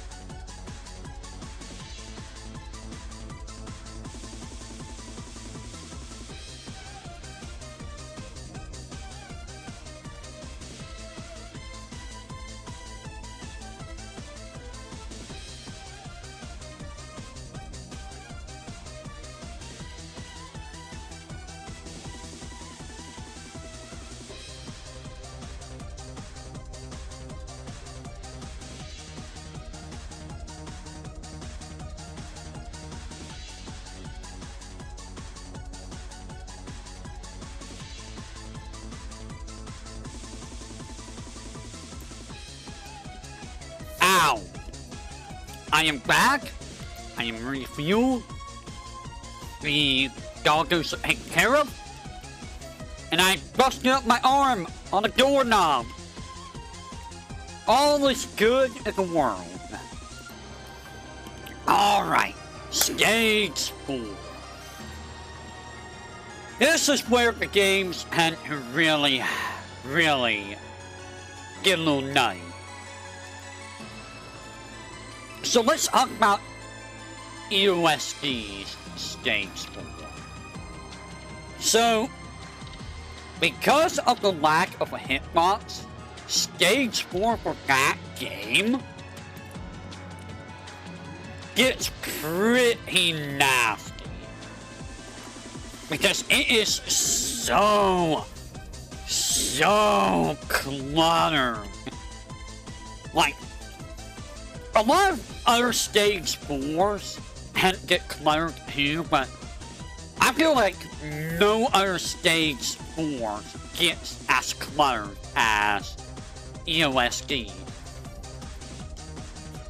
And the part that makes it worse is it's not like big bullets. If it was big bullets, it might be easier to dodge. No, it's all like tiny bullets and kunais. It is absolutely terrible to deal with. It's really bad. So, our mid-boss here is Kawakuma. Kawakuma, you know, I mean, sorry Koa, we like you, but like, you're not really that difficult. I mean, you're still more difficult than, like, say, Minariko. You have no spell card, but you can, like, clutter things up more than, like, Minariko. The boss, however, Paxley is, she's a thing. So, she's one of two Touhou bosses in the series whose spell cards change depending on your character and your shot type. You only see this in one other character in the entire series. So some of these spell cards I have never seen because I don't play Marissa and I only use the homing shot spell type. So I don't even know how bad it gets with some of the other spell cards she can do. Now, in terms of her spell cards, let me see what her spell cards are like. I don't remember because it's actually been a while. It's actually been a real long while.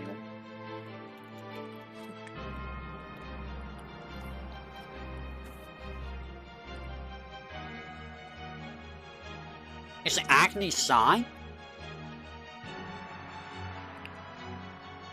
It might be Agni's sign.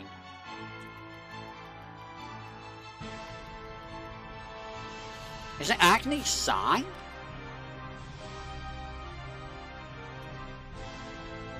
I don't remember what I did with her. That's the main problem. I don't remember which one of these I did. I think it might have been Agni's sign, though. Reimu A, I think is the one with... Yeah, Reimu B's with, Persuasion Needle. Reimu A's the one with the, homing shot. So, Agni's sign isn't super hard, but again, you can get really weird angles, you can get boxed in. I don't remember Paxley's, non-spell cards. I really don't. I cannot remember them for the life of me. What were her non-spell cards? Huh. I don't remember. But yeah, it's basically just random fireballs in random directions. Some of them move at different speeds, so just gotta watch out for them. Watch for the speed, go and where it's not clustered. And hope and pray you know that you know where your hitbox is. I'm looking. That's Reimu B. So we get, this one, I guess.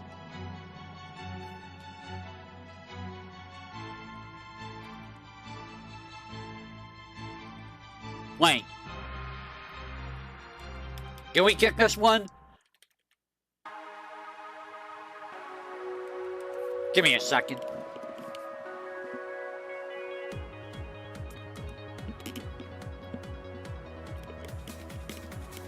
I don't remember which spell cards are which. I feel like I've done one, what have I done?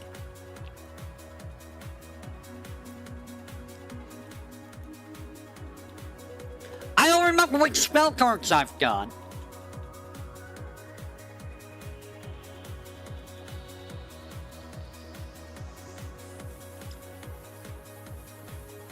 I don't know. I want to say Earth Sign I've done. Is this? Oh yeah, it's right here. Earth Sign. This one.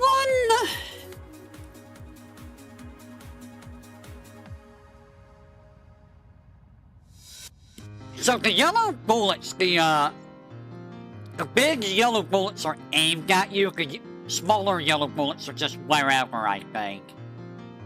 I don't remember her spell cards at all. This spell card, though, I do remember this. I do remember Fire and Earth Sign. This one kinda sucks. Like, the fireballs are really slow, and the... Are they slow? No, it's the yellow bullets that are really slow. And they like be in a clump, order, while the fireballs are moving at, like, diagonals at random speed. So it makes it really, really hard to, gauge where you need to go. And sometimes you just get walled off. Sometimes you just can't do anything but get walled off.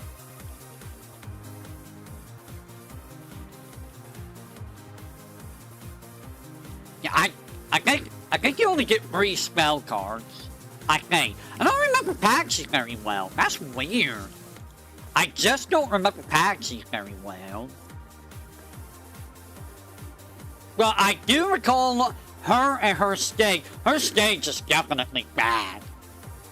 Her stage is really, really, really bad. Now, we talked about that. About her being bad. I think we have someone who's even worse. We have some who are even worse. So, we have Lunasa. We have Lyrica. And we have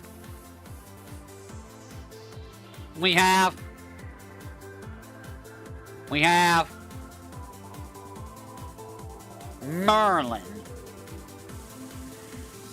The Prism Ripper Sisters. They are a thing. They are also the first one who changes who's fighting depending on who you hit during the fight. You see this happen a couple of times in the series. They are the first one who do this gimmick. And also, who you fight at first after the non-spell card depends on the character you're using, I think. So if you're playing Reimu, I think you always fight, Lyrica? I think? During the non-spell cards? But I think the non-spells can also change, like what the spell cards do.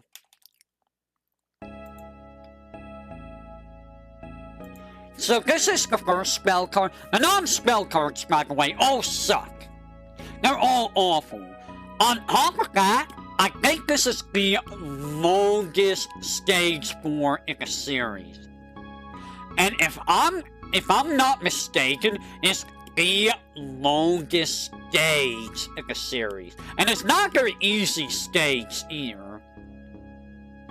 Like, it's very easy to just get completely screwed over on this stage. Like, it's rough. on top of that, you got these, this fight to deal with. So, this spell card, there's gonna be, like, the green bullets. I think they come from the, blue notes. So, you gotta dodge through the green bullets. On top of that, you got the arrowheads that are aimed at you. So, you need to stream the arrowheads while dodging in between the green bullets. And I don't remember if you have to dodge in between the notes. I think the notes become something else, too. I think the red becomes the arrowheads, and I want to say the blue becomes the green bullets. But this spell card could get, pretty nasty. Let me look.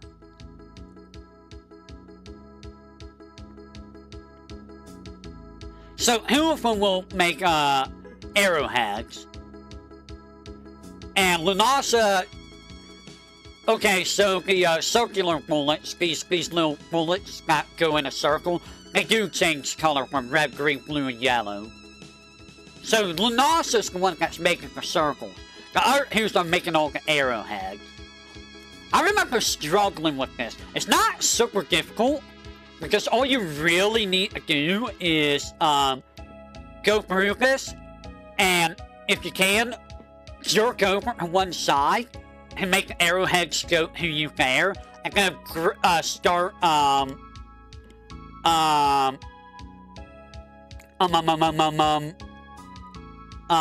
what's it called? It's not grazing, I don't remember what it's called. You just go to the other side, go back the other way, just very slowly. Why can I not get the term? Stream. You just do a little streaming to the other side. So, of the three Prison Rippers, I don't know which one's worse. I really don't know. So, I believe I've dealt with Lunasis, and Lunasis is like it's just everywhere, dude. Lunasis spell cards are literally just everywhere. Honestly, I think it's Lyrica that has the worst spell cards and non-spell cards. Oh no, Merlin sucks too, dude. Because he does these like little lines that you need to avoid, and look at how clumped they are. They are super clumped. It's very easy to just get walled off. And I don't remember how far down these... I think they go all the way down. Because you can see where the, where it's like spiraling. So I think these do go all the way down. So you can't get whacked by the spirals. So, oh, this is Merlin. And what was Lyrica's? Ah, yes, Lyrica does the crisscross. Okay, so Lyrica's might be the easiest one because it's just crisscross, but, you know, I suck at crisscross. So I'm just gonna, you know, die. I fail at crisscrosses for whatever reason. So if you want to pick one that's the easiest, go with Lyrica. Just note that her non-spell card is probably gonna annoy you a lot.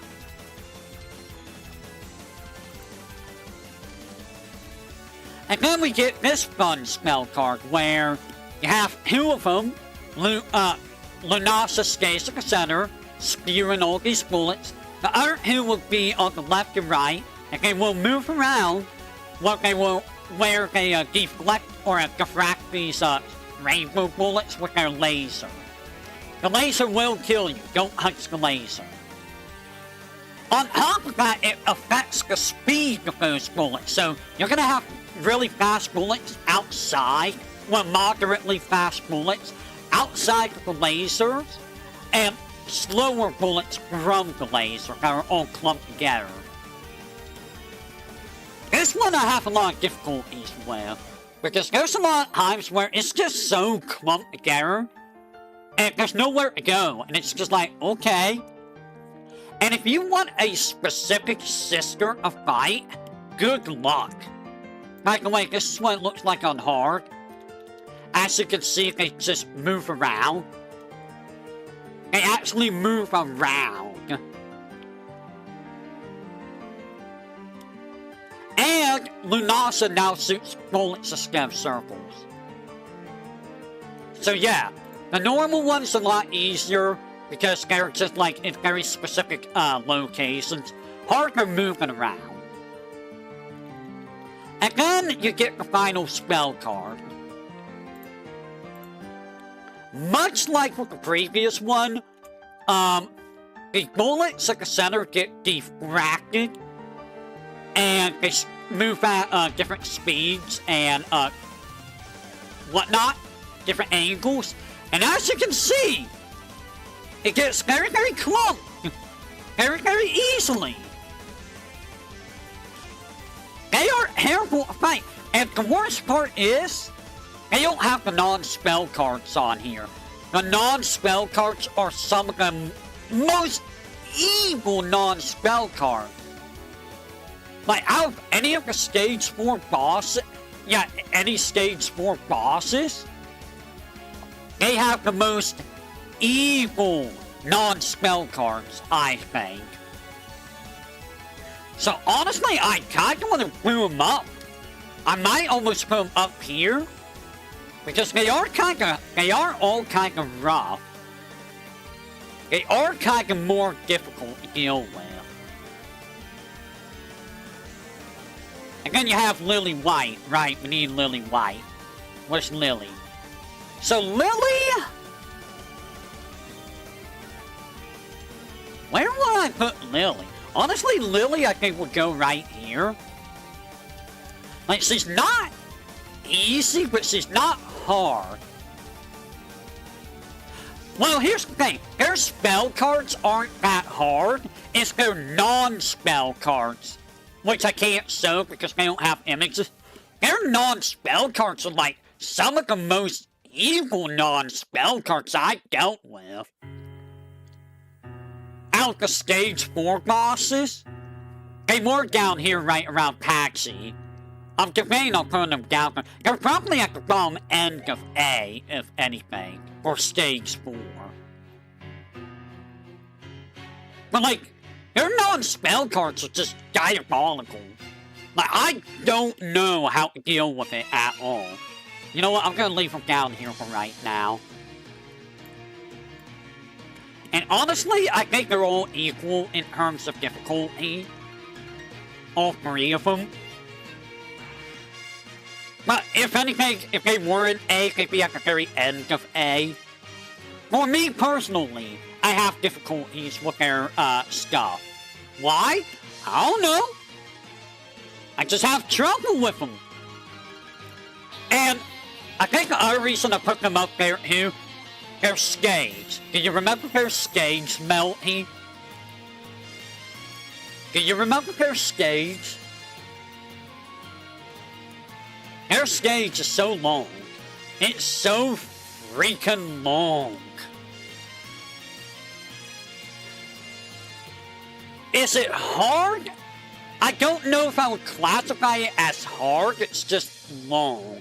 Because if you want a hard Stage 4, then, you know, this lady right here, this one right here, has a very evil Stage 4. It's not hard, it's just long. Patsy's stage is freaking evil. I hate her stage. I hate her stage with a passion. Like, Patsy's stage is so awful. But in terms of bosses, are they harder than Patsy? I hate Regan. I hate tiny little bullets and kunais.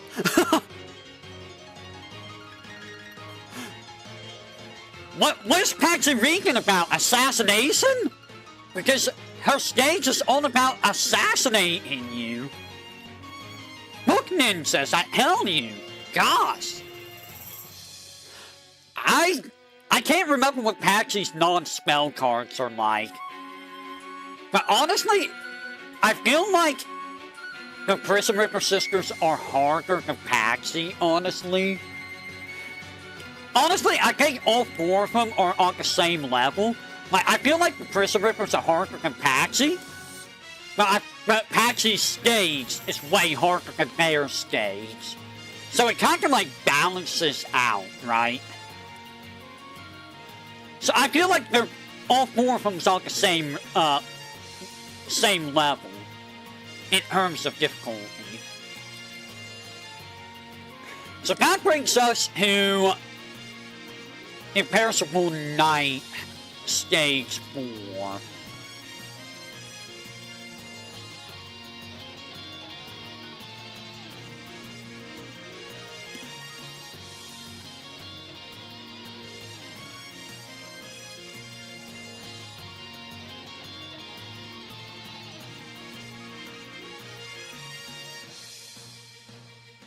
I was going to say, where's Marissa? So, fun fact. I'm going to tell you this right now. I don't remember Reimu. I don't remember Reimu at all. I have fought Reimu. But I don't remember Reimu. Because, you know, usually I am Reimu. So, you know, it's kind of hard to fight Reimu when you're Reimu, right? Marissa, though... I do remember Marissa. And honestly, Marissa is kind of hard. But I can't speak on Reimu too much. But I can speak on Marissa. Marissa's probably harder than them, honestly. The stage itself is not hard. Like, the stage is honestly pretty simple. Marissa, on the other hand... I think Marissa is where... No, I mean, there's other bosses that do it too, but... She has, like, the really tiny gaps in her, spell cards, if I recall, right? And her non-spell cards. Let me see. Let me take a look. I'll take a look at Reimu too, if I don't remember Reimu very well, but, Uncanny. That's Reimu. Powerful. Did I just see Orihime? I did see Orihime. So this one... It's not super hard. This one's not super hard. The hardest part about this is just how many god-blessed tiny stars there are. What do you mean, know you? Why you know you and me? Like, those tiny stars. Honestly, I feel like the hitboxes on the stars in general are a little bit wonky. Is it just me? Like, am I the only one with that recollection? I feel like the hitboxes on the stars were wonky.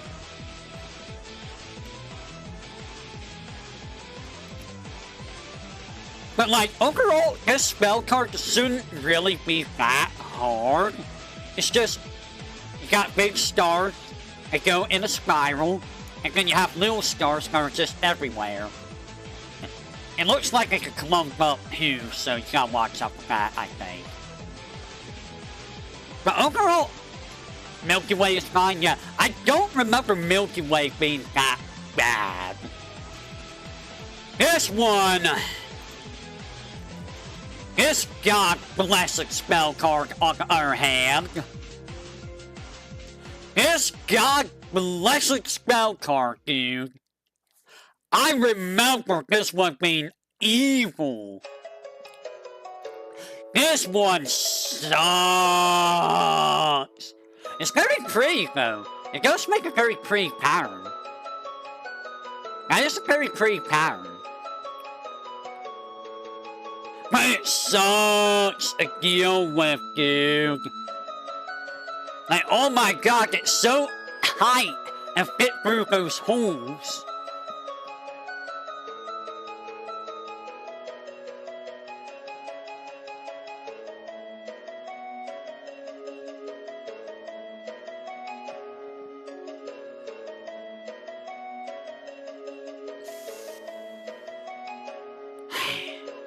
First, the double fisting now height holes. Oi, oi, oi.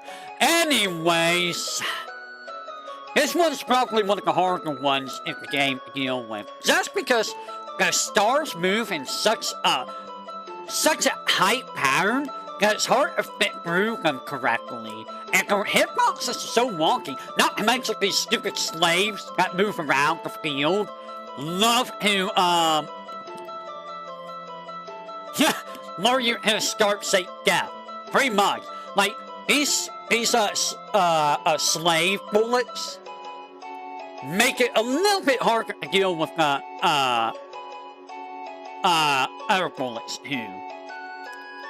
It's a very Marissa is a hack. Yes, it is. This one is where I say the star hitbox is a wonky. I remember, is this very is this non-directional laser? Yes, it's non-directional laser. It's basically Patchouli's non-spell card. Okay, I do remember that. Yeah, Patchouli's non-spell cards sometimes were a bit of a jerk to deal with for some reason. This is basically Patchouli's non-spell card in the spell card form.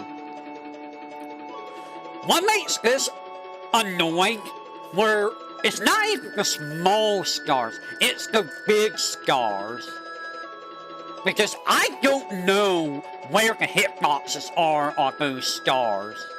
I have zero idea.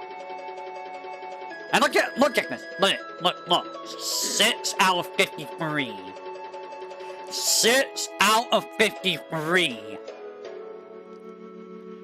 Granted, I can't help the person's skill level from that, but like, I feel like I have like less than that. I feel like I have like maybe a 2 in capturing it. Because of these stupid giant stars, their stupid hitboxes.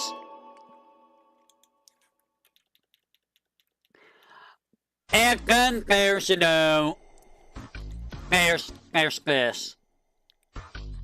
She's gonna bomb ya. So, Master Spark. The only real difficulty with Master Spark, like, it's not even really that difficult. The hardest part is making it so that you aim the Master Spark in such a way where you can move to the other side and aim it over there while avoiding the stars. And again, star hitboxes, you know. And they move relatively quickly, so you gotta be quick on moving. That's the main difficulty with Master Spark, because I don't think Master Spark moves outside of where it aims first, right? Like, where it's aiming right now, it's gonna stay in that direction until she fires again, right? If I recall correctly. But yeah, like, that's the main difficulty. So far, the hardest one is non-directional laser and Stardust Reverie. But we're about to get to, another one that I really hate. Earthlight Ray. Earthlight Ray. I don't know if I've ever actually captured this spell card, guys. Earthlight Ray is diabolical. I feel like this is a hard spell card. Just because it's hard to tell where these lasers are gonna fire sometimes. And if you don't go to the right spot, you see what's coming at Reimu right now, you're probably gonna get walled in between lasers. I feel like this spell card is just... It's a matter of figuring out where the lasers are going, and they just avoid... Just go where, you know, the yellow stars are not. And it's probably a lot easier than I think it is. I haven't played Imperishable Night that much. I probably should give it a try again. I think you can do spell practice that game, right? So if I really wanted to, I could do spell practice in that game. See, I kind of wish that every Touhou game had spell practice, just so you could practice the spell cards. That would be really nice soon. Like, why is that not a feature? But yeah, Earthlight Ray is very, very nasty. I don't think I've ever seen a Final Spark. I don't think I've ever seen a Final Spark.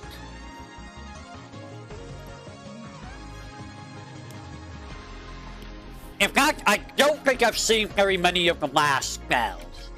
For obvious reasons.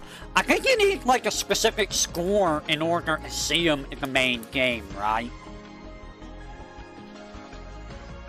But yeah, overall, Marissa's kinda hard. Because of the star hitboxes and, like, really tiny gaps. Reimu, on the other hand, I don't remember Reimu very well. That's not the spell card. But if I recall, Reimu was kinda also very high. I don't remember Reimu. You need to not have Guy got all. Yeah, good luck with that. Good luck with that. Good luck with that if you're just a normal player like me. So, if I recall, the bullets, like, hit the barrier. It hit, like, the small barrier. I don't remember how this works. It works something with the barriers. I remember that. Like, it comes out of the barrier in, like, these little, lines, if I recall. Again, I haven't fought Reimu, but, like, once or twice. I cannot tell you about Reimu, honestly.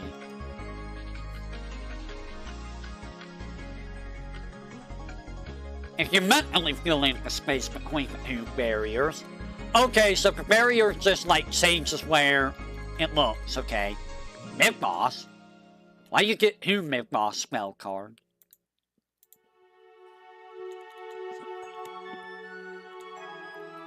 So this one looks like it's like, looks like the red bullets might be aimed, and the talismans are random? It probably will help if I play the video, maybe. But, you know, it's a little bit late to be, you know, looking at videos, I suppose. Because we're getting closer to being done, so, like, looking at the videos might be a little bit late now. I don't remember Reimu at all.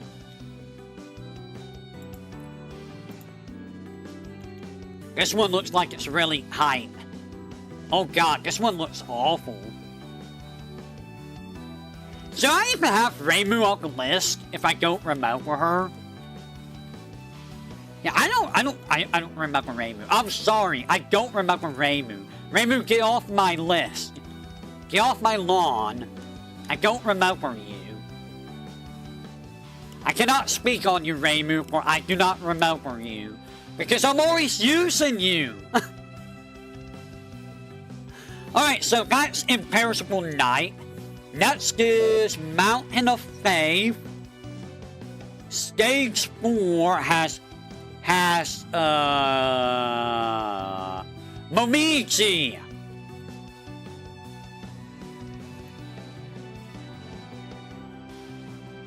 Honestly, while Momiji doesn't have any...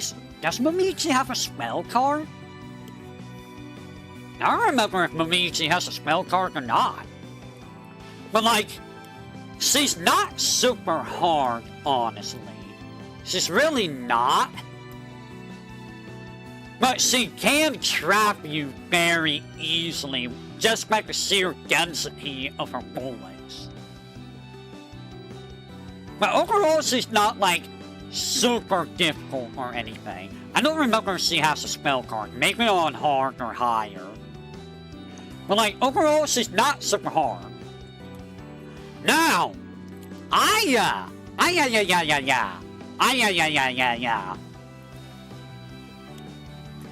I'm gonna put Aya, like, down here. Honestly, I think Aya's easier than mainly. Aya might be easier than Yugi. I I do remember the stage being kind of rough, though. The stage can be kind of rough because of the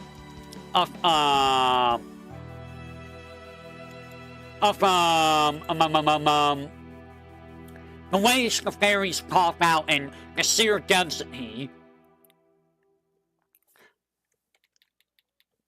Yeah, it seems like Mamichi doesn't have spell cards here.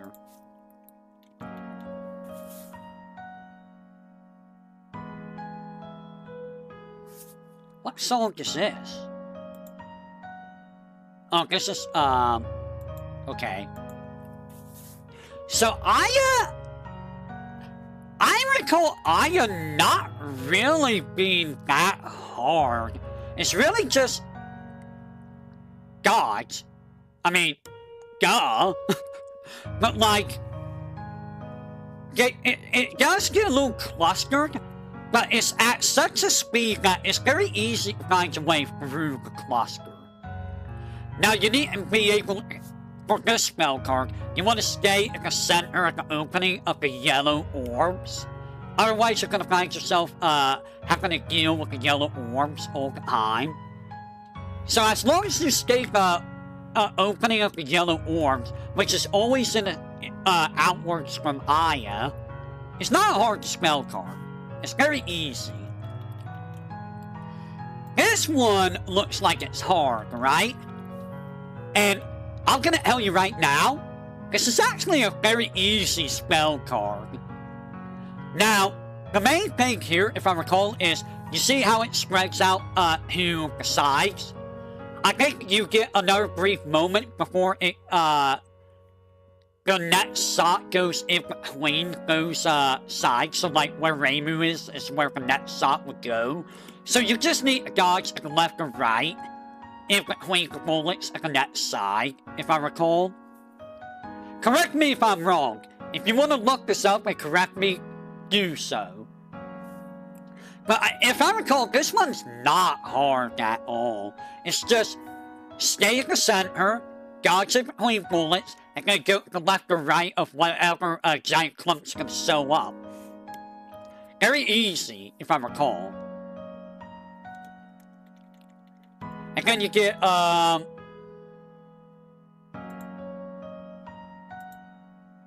isn't this supposed to be illusionary dominance?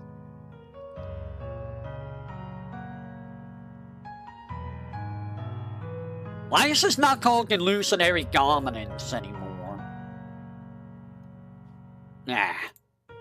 So, illusionary dominance, I'm gonna keep calling it that.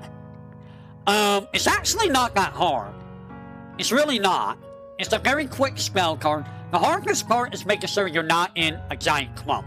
That's really it.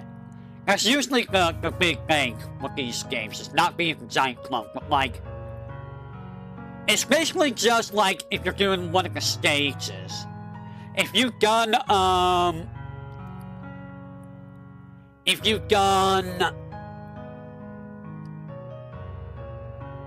Paxley stage is a good example.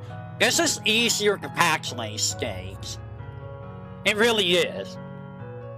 It's not hard at all, it's just dodge in between bullets, stay out there, don't bother shooting. I don't know if you could kill her before the spell card ends. I'm assuming you can, but like, it's just wave between bullets, stay at the bottom, don't go up here, because Aya will kill you. It's a very quick spell card, not that hard. And then the final spell card.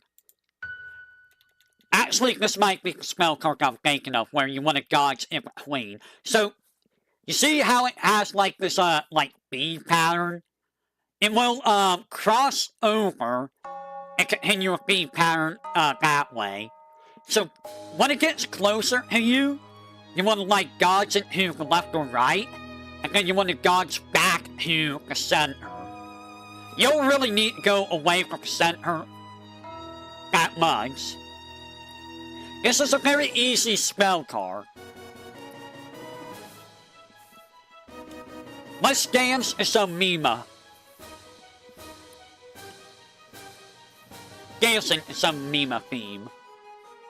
But, Yeah, this is a very easy final spell card for a stage 4 boss. Like, honestly, yeah, like, out of all the stage 4 bosses we've talked about, like, Marissa is probably the hardest one so far. The Prison Reaper Sisters might be behind Marissa because their non-spell cards suck. I hate them. And some of their spell cards I have trouble with. Patsy, her non-spell card sometimes gets me every now and then. Her stage sucks though. I hate her stage. Aya's stage isn't that hard compared to them. Honestly, Marissa probably has the easiest of the stage 4s. Marissa Reimu. But, like, in terms of boss fight, like, Aya is really tame. Wouldn't you agree, Melty? Give me a second, if you will. Like, I feel like, I don't know. I almost feel like putting Aya lower on the list because some of the others are probably harder than Aya. You know what? You're gonna drop off the list. I think Yosuka might be harder than Aya. In all honesty. Like, Aya's not difficult. And it's hilarious because she's a stage 4 boss. Also knows where Momiji is. Momiji, Aya are at... All three of them is at the same spot now.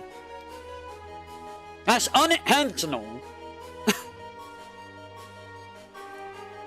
And you know what's funnier? I think Nitori's harder than Aya. I actually think Nitori's harder than Aya.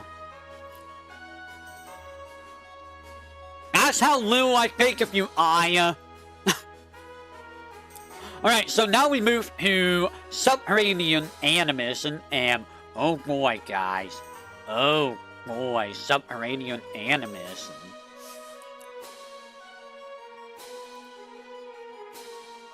So...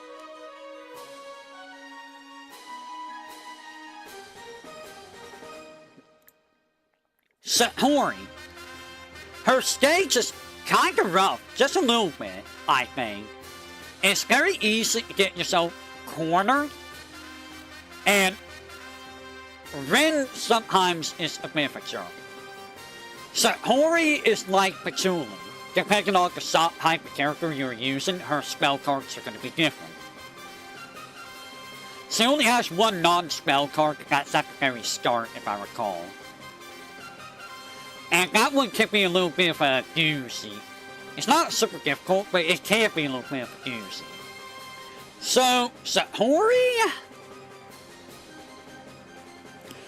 I think it's easier than Marissa. And harder than the Prison Reapers. For me, I don't know how she is with all the other spell cards, but, let me show you the one that I did. Virus on Steam person, what?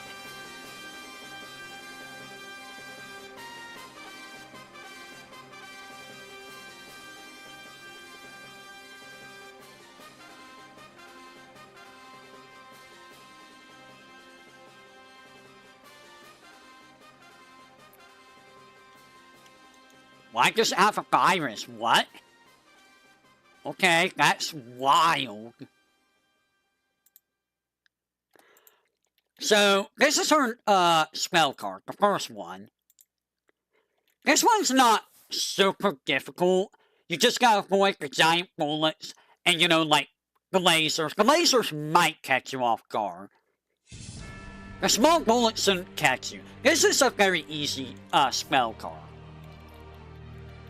Now, we get to the fun zone.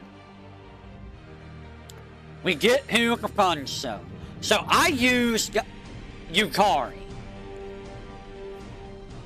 Now, that means I had to deal with Yukari's stuff. Which means I had to deal with Double Death Black Butterfly.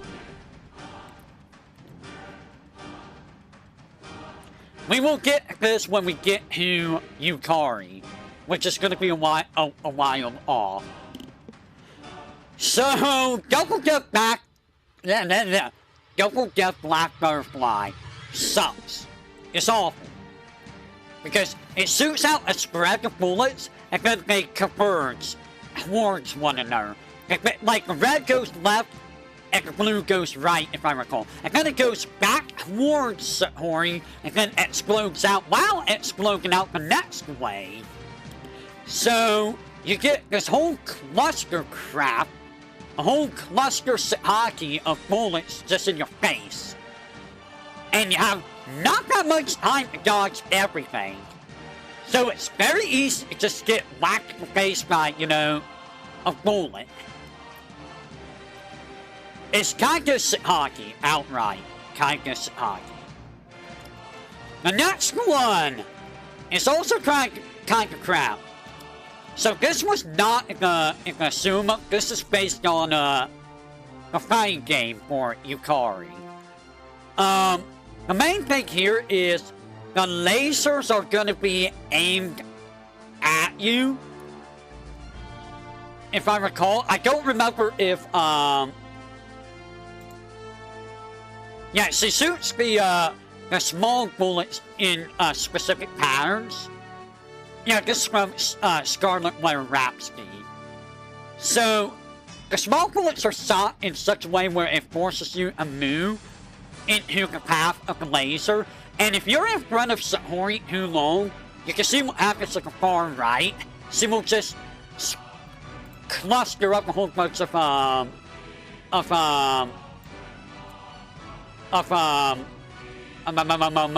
lasers. It kinda sucks. And guess what? We're not done. Oh boy. This is from Super Bullet. Why did he bring something from Super Bullet? So, this is an awful spell card.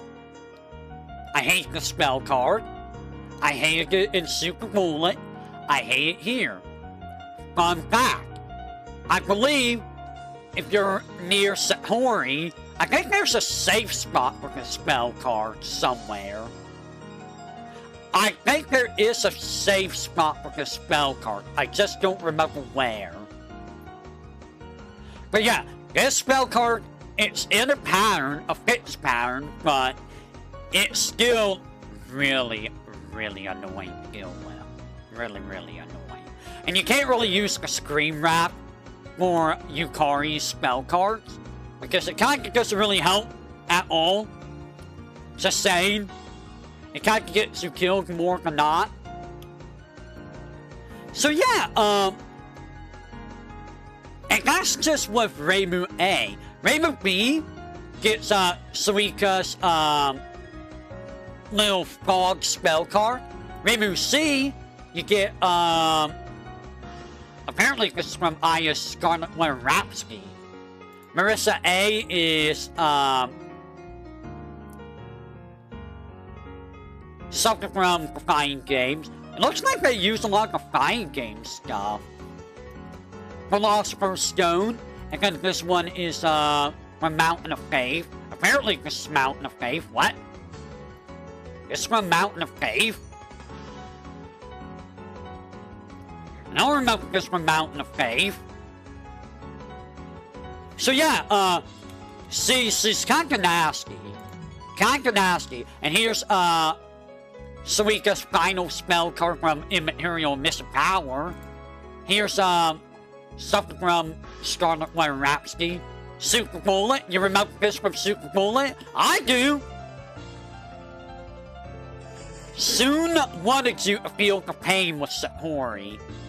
Soon really wanted you to feel the pain. This is from EoSD and Mountain of Faith. So yeah, Satori sucks a fight. Satori is probably worse than them, but honestly, it seems worse than Marissa. Because yes, it is a pain to dodge her stuff, but it's not like micro dodging like it is with Marissa. I still feel like Marissa's harder, but Satori is still harder than the other stage 4 bosses listed here. Now, we move to UFO. We get to the captain. All hail the captain. You plebs, all of you plebs, you will salute the captain. Salute your captain. Marasa.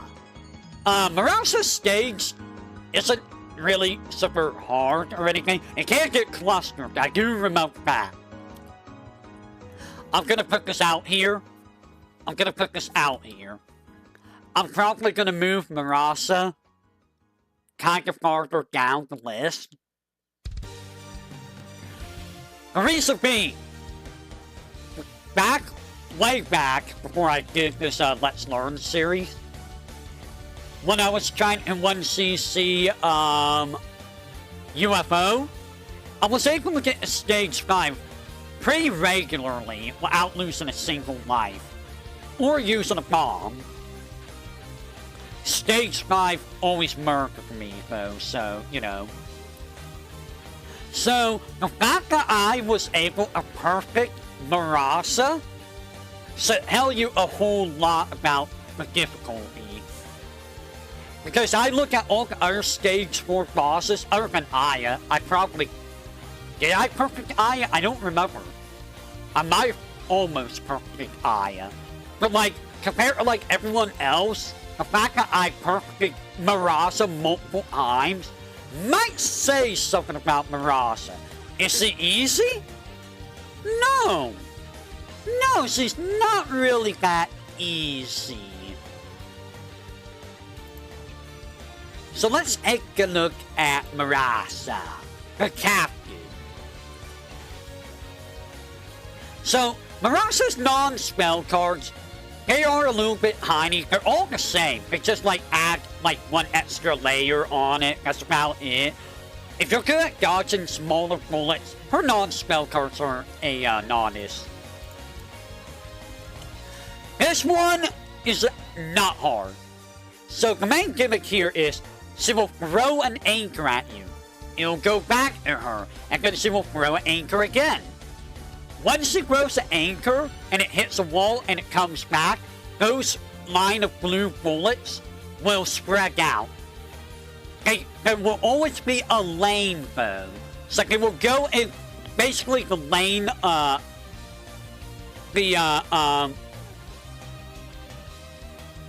way that they're facing, basically. So these two, like, right by, like the two that saw the outside circle right here at the bottom of the red circle will go in that direction. And there will be a column in between there. The green bullets will be anchor or random. So make sure that you get to in between the blue bullets before they spread out. And make sure that you're avoiding the green bullets. And don't get close to the anchor. The anchor does kill you. And then try to aim the anchor on the opposite side of where it lands. That way you have more time to get to the other side and make it go over there. It's not very hard to spell card. It's just aim the anchor to a spot, aim it at another spot far away afterward. Very easy, very easy.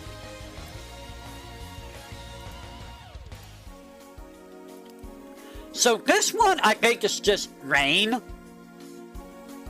I think it's just rain spell card. Is it? I feel like this is just, she makes it rain, and it gets really clustered. Oh yeah, like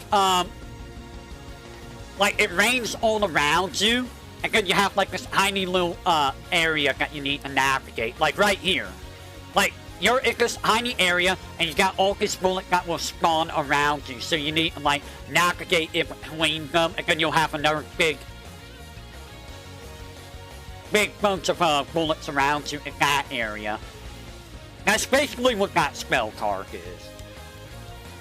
That one might get you, because it can't get very easy to get trapped. It has happened to me. So that one might be a problem. This one might also be a problem. Now, the anchors will always go out in a specified... Whatever direction they come out of Marasa, they will go in that direction before they come back. Wait, do they come back? I think they come back, right? In any case, it's basically dodge the anchors, go in between the blue bullets, and dodge the anchors. You can't get clustered with the blue bullets. You can't get whacked by an anchor. I think one of the anchors is always aimed at you, so you can aim an anchor and then like slightly move towards the other direction. It's still not super hard, but it can be a little tricky. The hardest one is this one, in my opinion.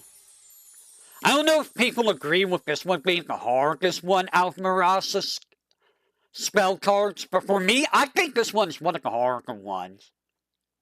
Because it lasts a good while, and it gets to the point where the bullets spawn in such a way that it's really, really hard to dodge them and not die to Marasa spawning on you.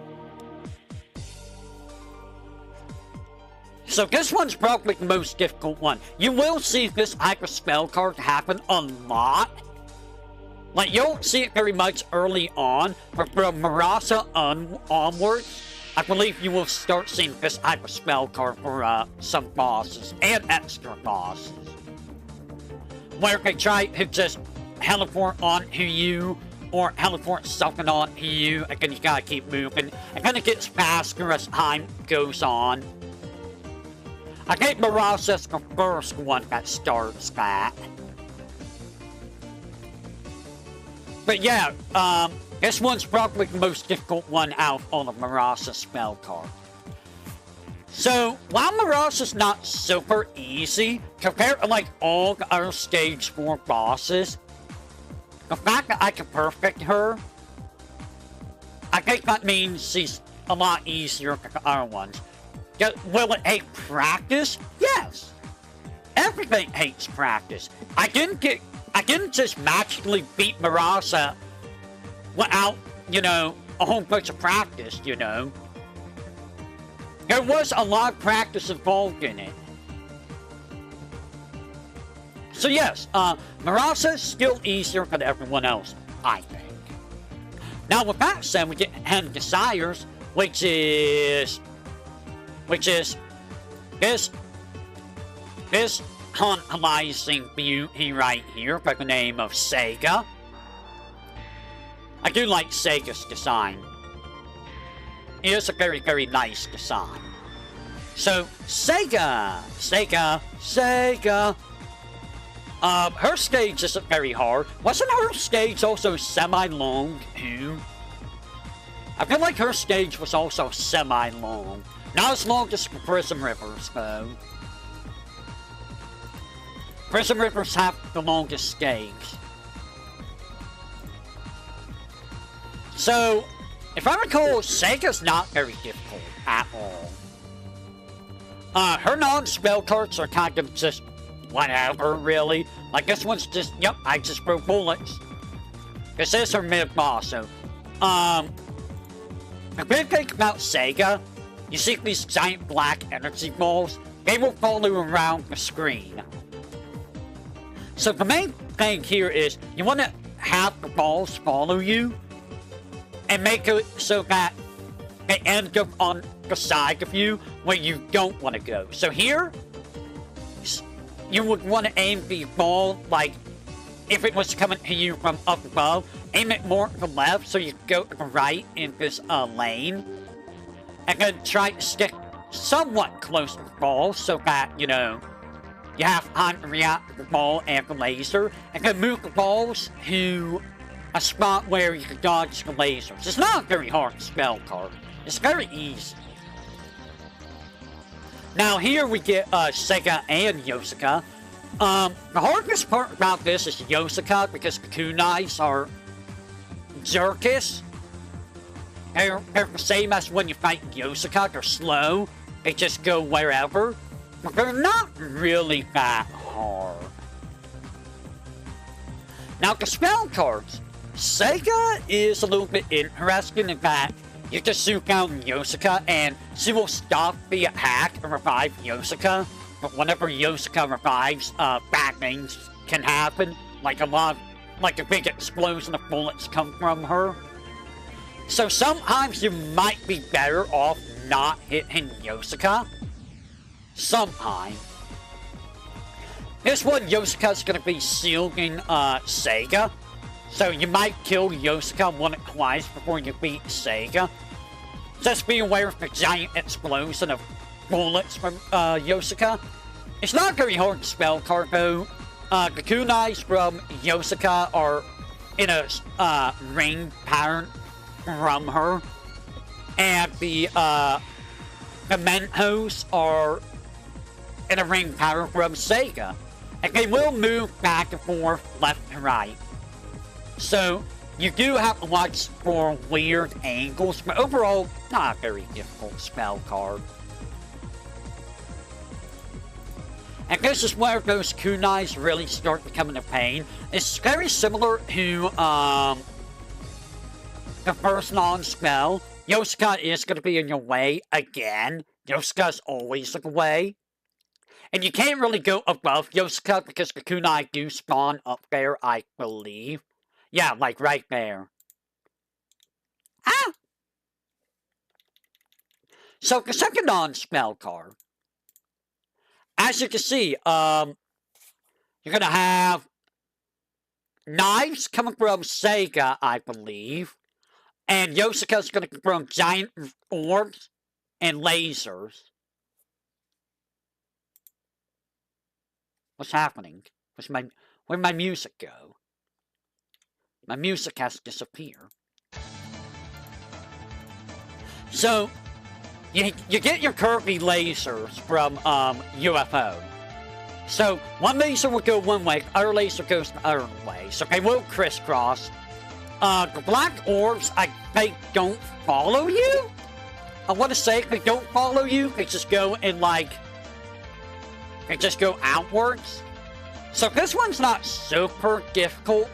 Or maybe the black orbs do follow you. I don't remember. The black orb... I think the black orbs home in on your location. Yeah, they do. They do. The black orbs home in on where you currently are. So you gotta leave the black orbs in a way where you dodge everything else. It's still not super difficult. Yosuka's still gonna be blocking Sega. So, you know, you're gonna have to deal with that. And then this one, same deal. You're gonna have a whole bunch of kunai. This one's actually not too bad because the kunais go in the angle.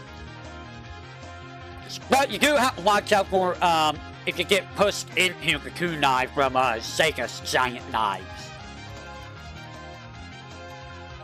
And this one is pretty much the same thing. Dodge the lasers, make the black orbs follow you, etc., etc. For some reason, Sega's down at the bottom and Yosuka's at the top. I don't know why. But, you know, it's still not hard. Sega honestly isn't that hard.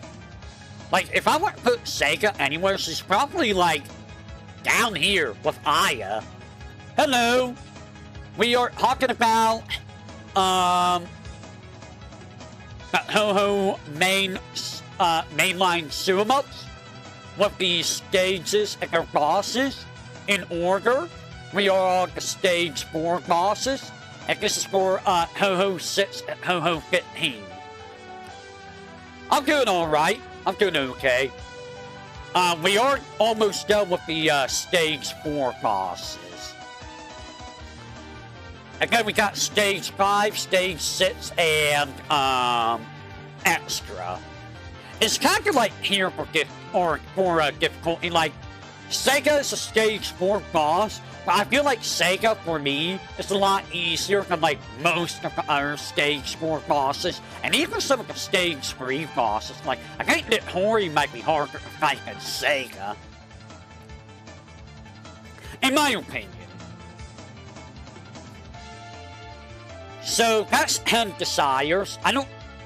What was it? Oh, it's double dealing character. Who was Stage 4 with double dealing character?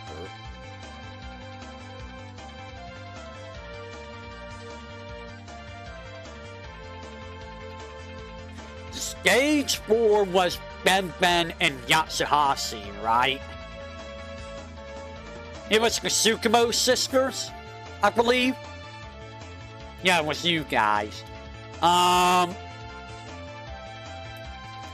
So let me find the Yatsuhashi. So, I don't remember their stage. I actually don't remember their stage. But if I recall, they were like harder than the Prism Ripper sisters. Because their bullets were so dense. I don't remember if it was Ben Ben or Yatsuhashi, I thought. I thought only one. I think you could only fight one of them, right?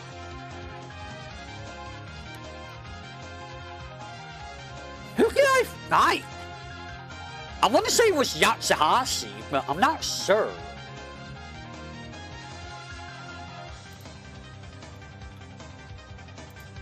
Give me just a second.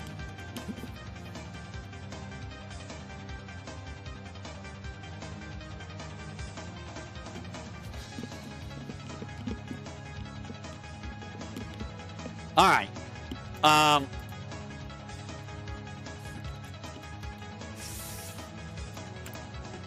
Was it Ben Ben?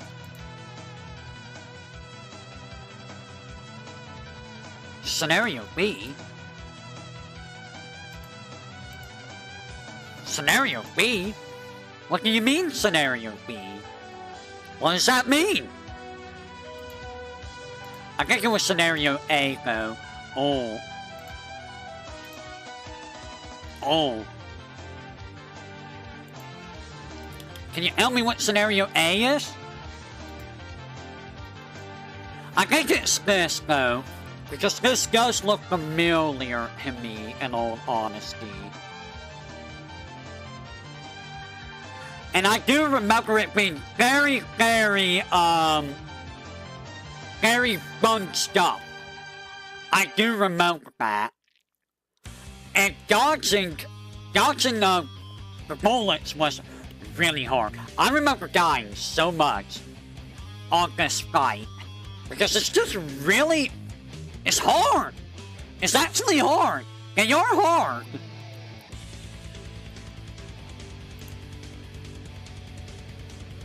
Was it this one? That's Yatsuhashi. Who can I fight? Was it Ben Ben or was it Yatsuhashi?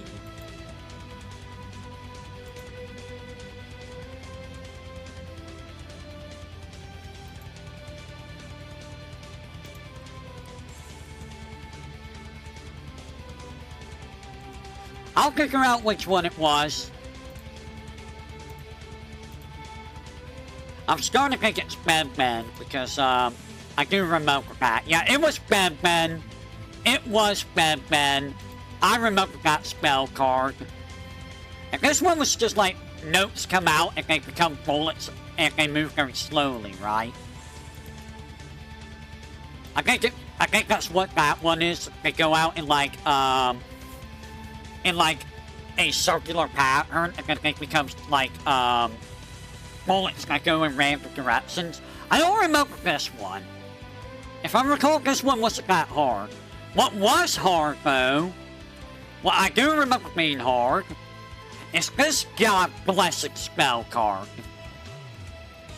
This spell card sucks, because it is so hard for me at hell where those stupid lasers are coming from. I cannot, for the life of me, ever tell where those stupid lasers are coming from. On top of the blue squigglies, what even are those? And the cleft notes is like, it shouldn't be that hard, but it is, if only because of the stupid lasers. And I remember their non-spells being problematic too. I don't think I ever fought Yatsuhashi though. I think I only fought Ben. I don't remember Yatsuhashi at all.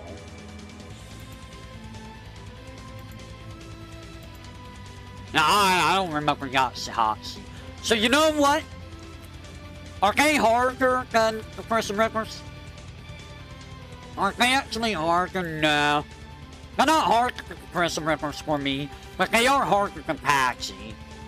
I don't remember Ben, but I'm gonna assume she's about the same difficulty, maybe. I don't remember. I like how all the musicians are like in a group.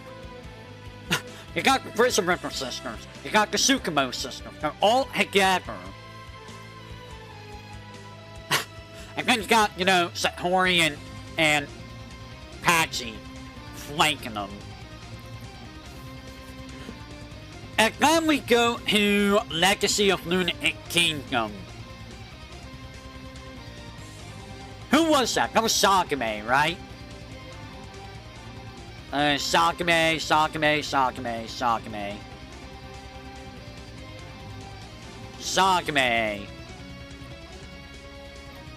Honestly, I put Sakame up here, if I recall. If I recall, her stage wasn't any... It was kinda rough. But I don't think it was super difficult. I do think it had a whole bunch of randomness in it, though, compared to, like, a lot of other stage 4s. Actually, still has the worst stage 4, though. Yes, okay. Yeah, this... I remember this. This spell card, is kind of rough, because you have to deal with the weird angle of the, orbs. You gotta make sure to kill the orb, too, so you can get through. And then you have, like, this big old cluster of friggin' talismans that's just everywhere. I remember that being nasty.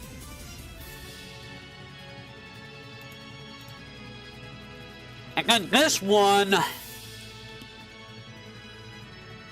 I don't remember what this one was like. She really likes using the orbs, though. I do remember that. I do remember her loving to use the orbs. Did they just come out in, like, a circular pattern or something?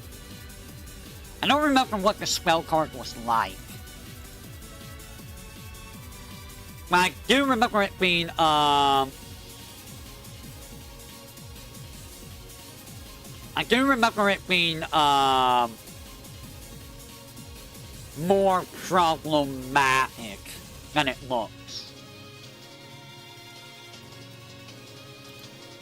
This one's actually not super hard. It looks hard, but really, it's just stay at the center, dodge left and right, avoid the enemies and the talismans. It's not really that hard. You might want to move up more from the bomb, though. You might have a better reaction towards the center, and it's a lot harder to get trapped in the center than it is at the bomb. So this one's not super hard at all. This one's actually one of the easier ones. This spell card, though, this spell card is... It's a thing, let me tell you. You kind of want to move away from Sakame whenever she bounces into a wall, if I recall. The hardest part about this spell card is seeing where the lasers are. Because can you tell where all the lasers are going? I can't. And it's very easy to just get this cluster of lasers in one spot. It's super, super easy. Like, I have no idea if it's supposed to be that hard. Maybe it's not supposed to be that hard, and I just suck at the game. That's also a possibility, you know? That's also a possibility. But I do remember Sakame being, hard? Is he hard for prison rippers? That is the question. Well, I did die on her a few times. I died more on Saori than Sakame, though, I think.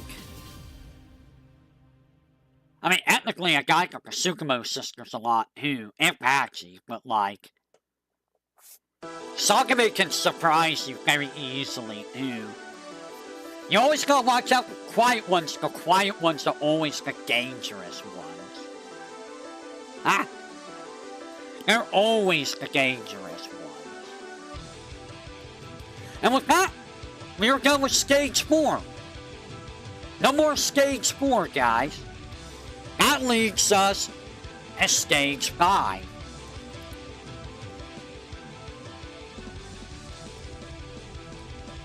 Oh boy, Stage 5.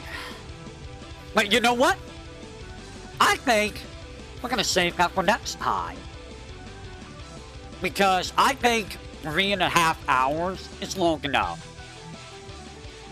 So we will save Stage 5, Stage 6, and the extra stages for next time.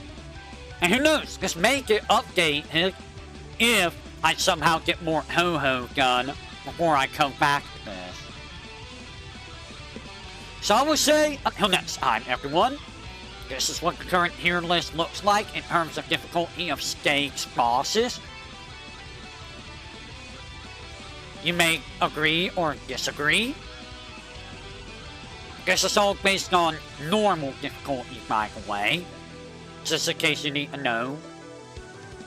And we got a lot more to go. Some of these will not be put on the list because, like, Akiyu's never gonna be on the list. And some of the games I have not played yet, so we'll get those when we get those. So until next time, everyone, I'll catch you on the flip side of the void. Until then.